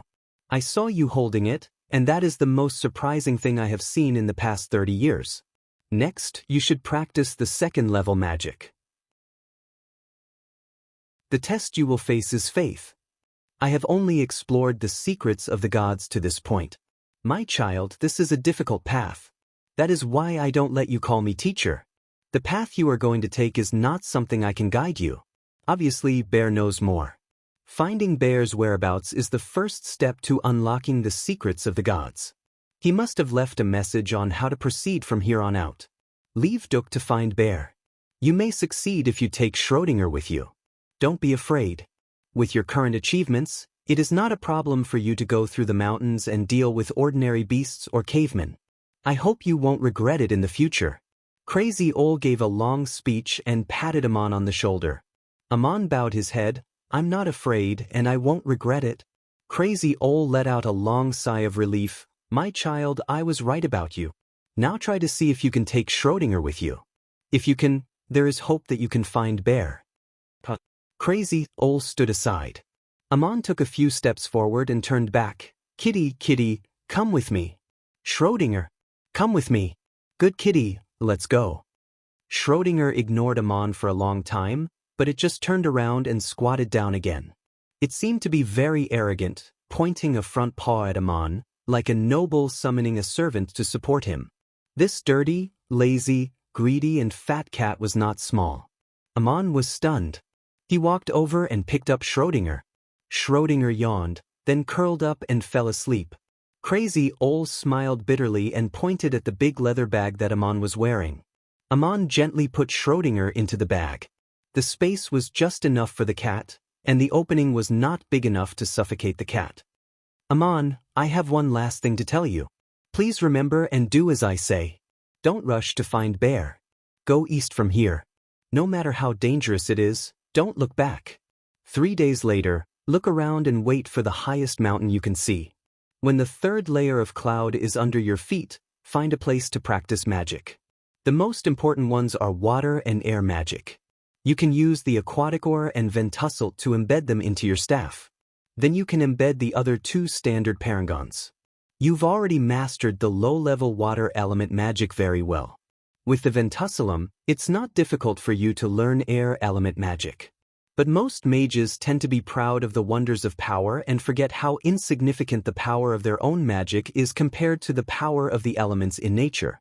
So when you practice these two magic, don't try to reach the highest level.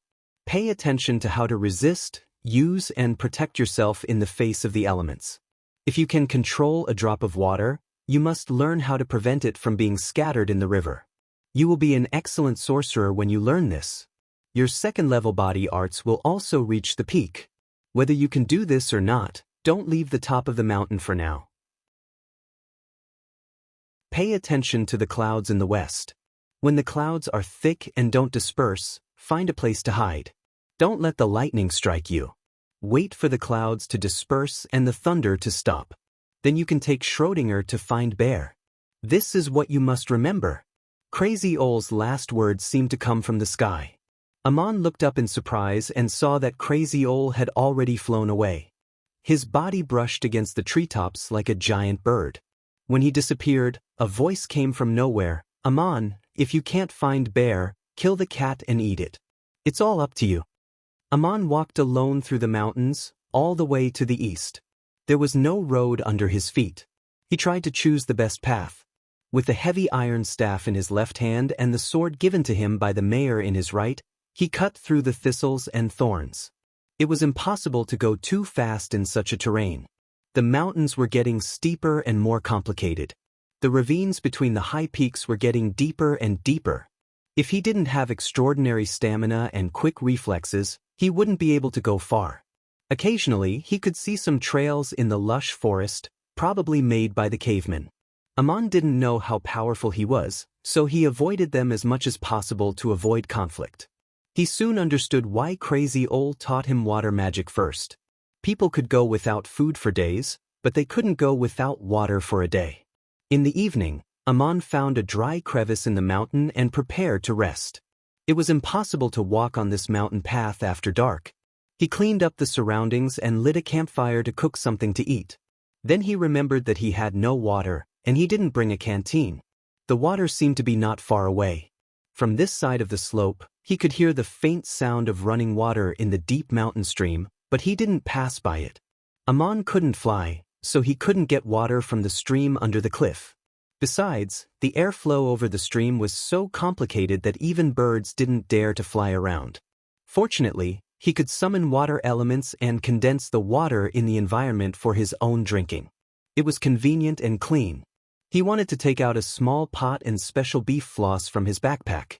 When he opened his backpack, he heard Schrödinger burp and crawl out lazily with the smell of alcohol. He didn't bring any water, but he did bring a bottle of wine. His father gave it to him. Most of the wine transported to Duk by the merchants was of good quality. Even the most common wine cost a silver coin. His father usually bought it by the barrel. However, this bottle of wine was worth 15 silver coins. It was stored in a beautiful copper bottle. It was the best wine in Amon's house. In fact, no matter where you were on the continent, this was the best wine. Amon didn't know when the cork of the bottle was opened, but Schrödinger drank it all up. It was such a luxury to bring this cat with him. But Schrödinger didn't look ashamed at all. Didn't it know that it had drunk 15 silver coins worth of wine in one gulp? Amon couldn't argue with a cat. He used magic to condense a pot of water out of thin air and put the beef floss in it. The beef floss melted in the boiling water with a tempting aroma. It smelled like fresh beef soup. Amon took out a spoon and scooped out the beef soup. He blew on it gently and drank it. It smelled so good. Only now did he realize that he was hungry. He wasn't tired after a day of mountain walking, but he was hungry. After a few sips, he saw Schrödinger stroll over and sit opposite the fire. It raised its front paw and pointed to the trees on the left. Amon also sensed something there, but Schrödinger obviously noticed it before him. Maybe it was the instinct of a beast. But this cat didn't look like a wild beast, but it was so sensitive to the environment that even Aman couldn't compare. Aman was always calm. Although he was a little panicked and scared, he just waved the branch quietly. A fine mist immediately rose up and condensed into bone-chilling ice crystals that flew into the thicket. Immediately after, a sound was heard as it rolled over a few bushes and quickly escaped. Aman only saw a long tail swinging in the trees. It was a black-bellied python. Maybe it lived in the crack, or it was attracted by the beef soup and the fire. The python was most afraid of cold air, which would make its body stiff and slow. It was scared away by the bone-chilling ice crystals that Aman threw out. His staff was inlaid with the aquatic so Aman could cast magic so easily. He was also shocked. He said to Schrödinger with lingering fear, "Thank you for reminding me." The scene looked a little funny.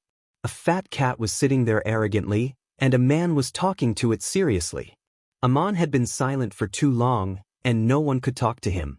He didn't know if Schrödinger understood him, but it pointed its paw forward again. Its expression seemed arrogant and a little reserved. It was obviously referring to the pot of beef soup. Looking at the cat's expression, if it could speak, it was clearly in a commanding tone, "Hey boy, give me a bowl." Aman was almost amused by it. He didn't feel as scared as before. Although he knew that Schrödinger was a magical cat, it was too funny for a cat to act like this. He really couldn't help but want to laugh. He waved the spoon in his hand at Schrödinger and said, "I only have one spoon. When I'm full, I'll give you the pot." Schrödinger's tail suddenly stood up, and it slapped the ground as if it was very dissatisfied. It twisted its body and actually walked away.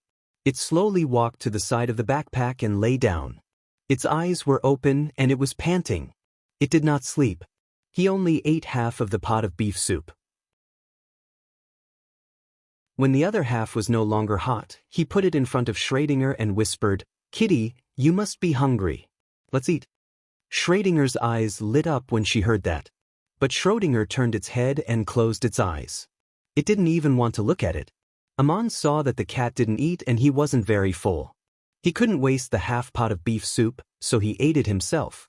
After he finished eating, he waved his wand and a transparent mist swept past. Then, it turned into a turbid mist and flew out. The pot was clean.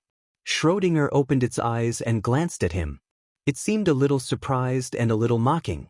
If other mages saw Aman using such exquisite water element magic just to wash the pot, they would be shocked and even vomit blood. This was the work of humble servants. How could a noble mage use holy magic to do it? Moreover, the power of magic should not be used in this way. How could it be wasted on such a boring thing in such a dangerous environment? Since Schrödinger didn't want to eat, Aman couldn't do anything about it. He found some dry, soft grass and spread it on the ground. He sat down with an iron stick in his hand and closed his eyes to meditate on the air element magic Crazy Ol had taught him. He had just finished meditating on the simplest air elemental summoning chant in his mind, but before he could even try it, he heard an angry meow. It was Schrödinger. The cat that hadn't meowed for 30 years actually meowed today. It sounded like a low growl. Aman, who was practicing magic, was interrupted. He turned around and found Schrödinger lying on the ground with its head on its two front paws. It turned its head and stared at him. Schrödinger's eyes were very strange. It reminded Aman of the way the mayor looked at all the townspeople in front of the shrine. What did Schrödinger want to do? It clearly wanted to eat just now, but it didn't eat when Aman handed it to it. When Aman finished the whole pot of beef soup, it was unhappy again. Anyway, there was nothing else to do. Aman sat there thinking about the cat. Suddenly, he remembered an unforgettable experience. During the 3 days when he was a servant of Maria, the food he ate was the best he had ever eaten in his life. However, when Maria finished eating, she said, "Aman, these are for you." Then Aman took the table downstairs to the kitchen to eat. Anyway, there was a lot of food prepared for Maria. She could only finish half of it at most. Also, Maria had a habit of leaving 2 plates of food untouched for every meal, as if she deliberately left them for Aman. Thinking of Maria, Aman looked at Schrödinger again. He thought to himself, "It seems that Maria deliberately left 2 whole plates of food for me, knowing that I would eat her leftovers. But if the situation was reversed, of course, she would not eat my leftovers, nor would she eat with me. Does this cat think he is so noble? After thinking for a long time, Aman finally sighed and decided not to argue with the cat. Crazy Ole said that it might be the only guide that could lead him to Bear's whereabouts. And in this long and lonely journey, Schrödinger was his only companion. Let's try and see if the cat meant it. Smart as Aman was, he guessed it right. He cooked a pot of fragrant beef soup and put it in front of Schrödinger. Then he sat down and began to meditate, using the power bestowed by God to communicate with the air around him. He tried to summon and control the air element. The first step required a gust of wind. His staff was socketed with the aquatic oar, the ventusselve, and 2 standard parangons. Soon, he summoned a gust of wind and made it swirl in front of him. Then he controlled the wind to blow the bonfire into various shapes. It was a fun game. After playing for a long time, he remembered the next step of the air element magic. He waved his staff and created a transparent wind blade in the air, leaving a shallow mark on the ashes of the bonfire.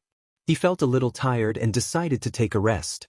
He added enough firewood to the bonfire. When he looked back, Schrödinger had finished the pot of beef soup and was sleeping soundly in his bag. Only half of his head could be seen. How could this fat cat eat and drink so much? Chapter 24. It had been 3 days since Aman walked through the forest. Every time he rested, he would practice air magic according to Crazy Ole's instructions. With the experience of water magic and the help of the staff, Aman mastered the low-level air magic very quickly. Then he no longer used the staff to practice. It was much more difficult to practice with his own divine power. Schrödinger never walked alone. When Aman was in a hurry, it slept soundly in the leather bag. Every day, it only ate 1 meal in the evening, but it had to be specially cooked by Aman. Aman knew the cat's temper well, so he let it eat first and then himself. Schrödinger seemed to be very satisfied. The deeper they went into the mountains, the more humid the air became. Although the change was very faint along the way, Aman, who was proficient in various low-level water elemental magic and practicing air elemental magic, was still keenly aware of it. To the north of Duk was the Saya Plateau, which was majestic and dangerous and very desolate. To the east, there were also steep mountains, but the vegetation was very dense. To the southwest, there were relatively low plains. The wind blowing from the ocean in the southwest directly passed through the plains. There was very little precipitation, so the dry Saya Desert formed to the south of the town. The sea wind met with the mountains in the northeast and formed convection, so there was a lot of rain and formed the Euphrates River. The terrain in the mountains was not suitable for people to live in, and the charcoal forest and the Saya Desert were not suitable for building towns. Duk happened to be on the edge of the transition zone, at the foot of the mountains in the southeast. There were streams for drinking, so it was not too dry, but the land was quite barren. As Aman walked east, the terrain became higher and higher. It was the zone where the sea wind was blocked and formed convection. Aman, who rarely saw rain in his life, encountered several consecutive rains. Sometimes the rain was like flying silk, flying into people's collars with the wind. Sometimes the rain was so heavy that it was hard to see around, and the feet were unusually slippery. It was very dangerous to walk in this kind of wilderness in the rain. Not only was there no path, but if one was not careful, they could slip off the cliff and not even their bones could be found. Normally, Aman should stop and wait for the rain to stop. However, the rain was intermittent, so Aman had no choice but to continue in the rain. Schrödinger, on the other hand, sneezed whenever it rained. It didn't seem like he had a cold, but he didn't seem to like it. Aman did not want to risk his life, but he had another way. Every time it started to drizzle, he would use his staff. The light rain swirled and drifted away with the wind, and the heavy rain condensed into a curtain of water that sprinkled around. Aman's body was still dry, and he could see the path under his feet clearly. If other mages saw Aman using water and air magic at the same time just to walk in the rain, they would probably vomit blood again. Was it really necessary for a noble mage to walk so hard in the rain? Even if he had to go out in the rain, he could sit in a comfortable caravan.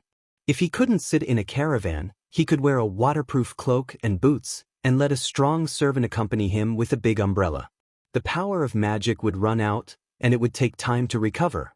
It was the same as the physical strength of an ordinary person, and it was much more exhausting than physical labor.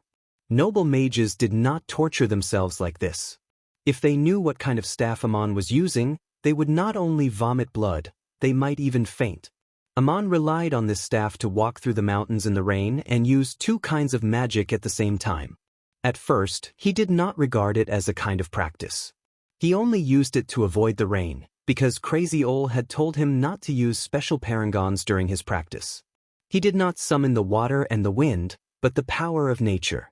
Crazy Ol's words came to Amon's mind: when you practice these two elemental magic, don't try to reach the highest level. You need to pay attention to how to resist, use, and protect yourself in the face of nature.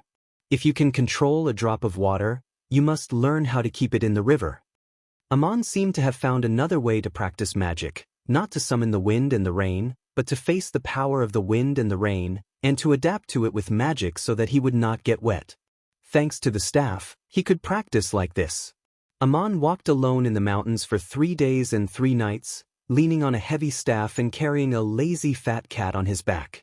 When it rained, he cast 2 kinds of magic at the same time to avoid the wind and rain. It was a great challenge to his physical strength, energy, and magic. It was more difficult than any march on the continent. Although his body was dry, in the slippery and muddy mountains, sometimes he needed to climb rocks, and sometimes he needed to slash out a path with a knife. The coordination requirements for strength, agility, and endurance were quite high. This was actually the best kind of physical training, but it was not a combat technique on the battlefield. Along the way, they met several fierce beasts in the mountains. Amon finally realized that he was not the one to be afraid of. He waved the staff a few times and the seemingly fierce beasts were all scared away. Amon did not hunt or chase. He remembered Crazy Ol's words and walked eastward for 3 days. He came to a high slope and looked around. Then he frowned and hesitated. Crazy Ol wanted him to climb the highest mountain he could see in 3 days. Obviously, there were 2 mountains, one on the left and the other on the right. He saw them yesterday, and he estimated that they would be the highest mountains he would see in 2 days. But he could not tell which one was higher because of the angle. When he looked up, he could only see misty clouds covering the top. On the right was a steep mountain with jagged rocks and cliffs. It seemed to be higher, but it was difficult for Amon to climb it. The mountain on the right was magnificent, with continuous undulations. It was not a mountain, but a plateau. Which way should he go? When Amon was hesitating, Schrödinger suddenly stretched and jumped out of the bag. It ran down the slope on the right with small steps. The lazy cat walked on its own. Amon hurried to catch up, but he almost slipped. The ground was covered with wet moss, and it was almost impossible to stand on it. He ran and shouted, "Schrödinger, where are you going?" The cat didn't run far. When it reached a valley, it stopped, raised its front paw, pointed upwards, and meowed softly. Amon looked in the direction the cat was pointing. It was a narrow path between the trees, winding up the mountain. Obviously, Schrödinger wanted to show the way, but Amon was surprised that there was a path in the mountain. Amon found footprints. Someone passed by here a few days ago. The footprints were wide and thick, without shoes. It should be a caveman. This path might lead to a large caveman tribe. Amon had been trying to avoid encountering cavemen along the way, but Schrödinger asked him to go in this direction. Amon could not negotiate with the cat. He carefully studied the footprints nearby and found 2 lines of footprints with shoes. One set of footprints belonged to a pair of sandals woven from mountain grass, with a slightly coarse pattern woven very closely together. The other person was actually wearing a pair of boots with a leather sole and teeth. This kind of boots was waterproof and non-slip, very suitable for walking on mountain roads, but only people of high status could afford it. Judging from the footprints, the teeth on the boots had been worn down, indicating that this was an old pair of boots. This line of footprints looked new. This person probably walked here less than a day ago. Could it be that there were other people here besides cavemen? This was deep in the mountains, far away from towns and people. Schrödinger, are we really going to go this way? There seems to be a caveman tribe on this mountain, and there are footprints of someone who just passed by. It's very strange. If we encounter them, what kind of trouble will there be? Amon said to the cat in a negotiating tone. Schrödinger twisted its neck and looked back at Amon. Its expression seemed to be despising a useless coward, and then it squatted there and looked at the mountain road. Amon understood that Schrödinger wanted him to climb this mountain, so he picked up Schrödinger and put it in his leather bag. Then he walked towards the mountain on the right, leaning on his cane. When he picked up Schrödinger, Amon had a feeling that this lazy and greedy fat cat had become a little thinner after 3 days of good food and drinks. Its fur had also become clean, not as dirty as before. When it jumped out of the bag, it still had some of the strength and flexibility that a cat should have. Just as Amon was climbing along the trail, a group of distinguished people came to the town of Duk. Distinguished people from faraway places rarely came to Duk, which was a difficult and harsh mining area, but recently it was very lively.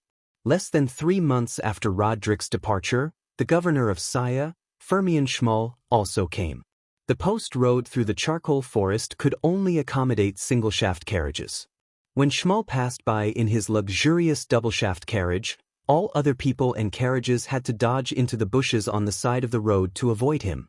Riding in such a carriage on the official post road was definitely a symbol of status and identity. Ordinary people, no matter how rich they were, would not be allowed to ride in the post station. But this time, Schmull's carriage was the first one in the front. It was accompanied by Shog, the priest of Duk, and Morton, Schmull's assistant.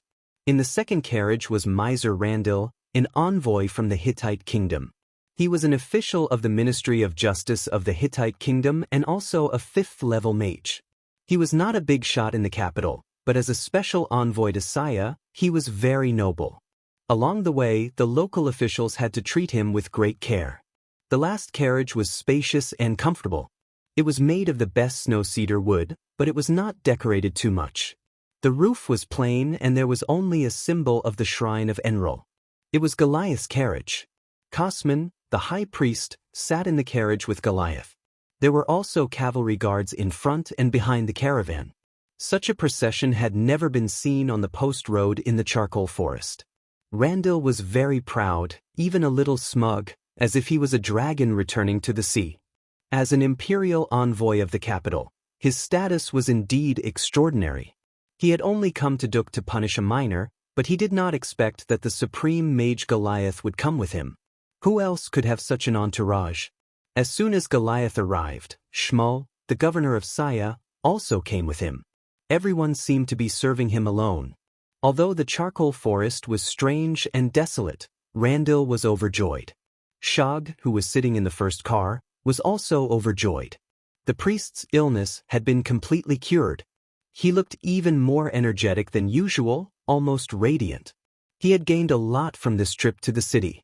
He actually had the chance to curry favor with Lord Randil, who came from the capital. Although Randil spoke very arrogantly, he still chatted with him about the local customs and resources. He was especially interested in the god's stone, and he showed some appreciation for him. Most importantly, he asked about Lord Randil's intentions. He was here to punish Amon and behead the boy in public. Since Maki's disappearance, Shog could not eat or sleep in peace. Amon had become a thorn in his side, but he did not dare to provoke him again. Now, all his troubles were solved, and he did not need to do anything. Lord Randil indeed appreciated him, especially when Shog told him that Amon had an aquatic oar in his hand. Randil's eyes lit up and he asked, "Shog, what do you think should be done with Amon's belongings?" The order from the capital was to behead Amon in public, not to confiscate his property. What property could a miner in a small town have to confiscate? The dignified Ministry of Justice of the kingdom would not think of this. He did not expect to hear such good news from Shog. Logically speaking, Amon's inheritance naturally belonged to his father. But Shog blinked his eyes and said, "I paid all the taxes for the parangons Amon got. These parangons should be confiscated by the shrine. Of course the aquatic oar should be given to you, my lord. This is the will of the gods." It is up to you to punish him for his sins. Randall nodded in satisfaction. Shog, you're just a priest and clerk of a small town. It's such a waste of your talent. That was what made Shog so excited that he couldn't sleep well the whole night. Mayor Dusty, who received the news, rang the bell of the shrine of Murin early in the morning. He gathered the townspeople and lined up on both sides of the road to the east of the town to welcome him. He sprinkled water and flower petals on the road. There were not enough fresh flowers around Duk in a hurry, so he sprinkled a lot of fresh leaves to decorate the flowers. It was also quite beautiful. Sitting in the governor's carriage, Shog felt a little lightheaded. He even felt that the townspeople and Mayor Dusty were welcoming him. When the lords and lords sat down in the council hall of the shrine, the maidservants served them wine and snacks. After listening to the flattery and compliments for a long time, Landier asked arrogantly, "Where is the miner named Amon in your town? Bring him to the gate of the shrine and gather all the townspeople. I want to punish him in public." Although he was in a good mood when he came, he could not stand the dirty and smoky environment of Duk. He was not as patient as Roderick. He wanted to leave as soon as he arrived. He just wanted to finish his job as soon as possible, get the benefits and go back to Saya to enjoy the wine, food and beauties prepared by Governor Schmull. He did not want to stay one more night in Duk. Hearing this, Dusty was stunned for a moment before he replied, "Amon? He left Duk 3 days ago. According to the decree of the kingdom, I sent him away in public." "What? The miner ran away?" Shog told me about the law here. The miners of Duk are not allowed to leave without permission. What the hell is going on? Are you purposely making things difficult for me? I came here with the king's order. Randall's voice immediately rose by an octave. He looked a little flustered and exasperated. Shog's face darkened as well. In a moment of panic, he shouted at Dusty, "What the hell did you do? You let Amon run away?" Dusty wondered if his clerk had taken the wrong medicine. He glared at him and said, "Shog, did you hear it wrong? I sent Amon away from Duk in accordance with the decree of the kingdom. He didn't run away on his own." Then he turned to Randall and said in a frightened tone, "My lord, I'm really sorry. I didn't know you were here for Amon. It's like this." Dusty recounted what happened 3 days ago and concluded, "Everyone in the town can testify, except for Shog who left his post due to illness. It's just a coincidence." Randall shouted, "Decree? What decree? How come I've never heard of it?" Dusty took out a sheepskin scroll and handed it to Randall respectfully. "This is the decree of the kingdom. Please have a look." Randall wasn't even born 30 years ago. Of course he hadn't heard of this decree. He stared at it for a long time and asked, "Whose bear?" The evil archmagician bear?" Goliath suddenly reached out and took the sheepskin scroll. He nodded and said, "Yes, this is indeed the decree. I personally sent it here 30 years ago. At that time, I was just a priest of the Saya Shrine. Dusty's father was the mayor of this town." Governor Schmull asked curiously, "May I have a look at this decree, my dear supreme mage?" Goliath threw the sheepskin scroll to him and said, "Don't you believe me? Go back and ask your clerk to check the archives. There's a copy of this." Schmull also looked at it for a long time and finally asked the most important question, "Dusty, can you tell me why you suddenly implemented a decree that no one has paid attention to for 30 years? You're tuning in to the Passion Pages YouTube channel. We're so grateful for your support and don't forget to subscribe to join us on this incredible journey through captivating stories. Your generosity through donations truly makes a world of difference, as it's the primary source of revenue that allows me to expand and enhance this channel for you. Thank you from the bottom of my heart for being a part of this adventure.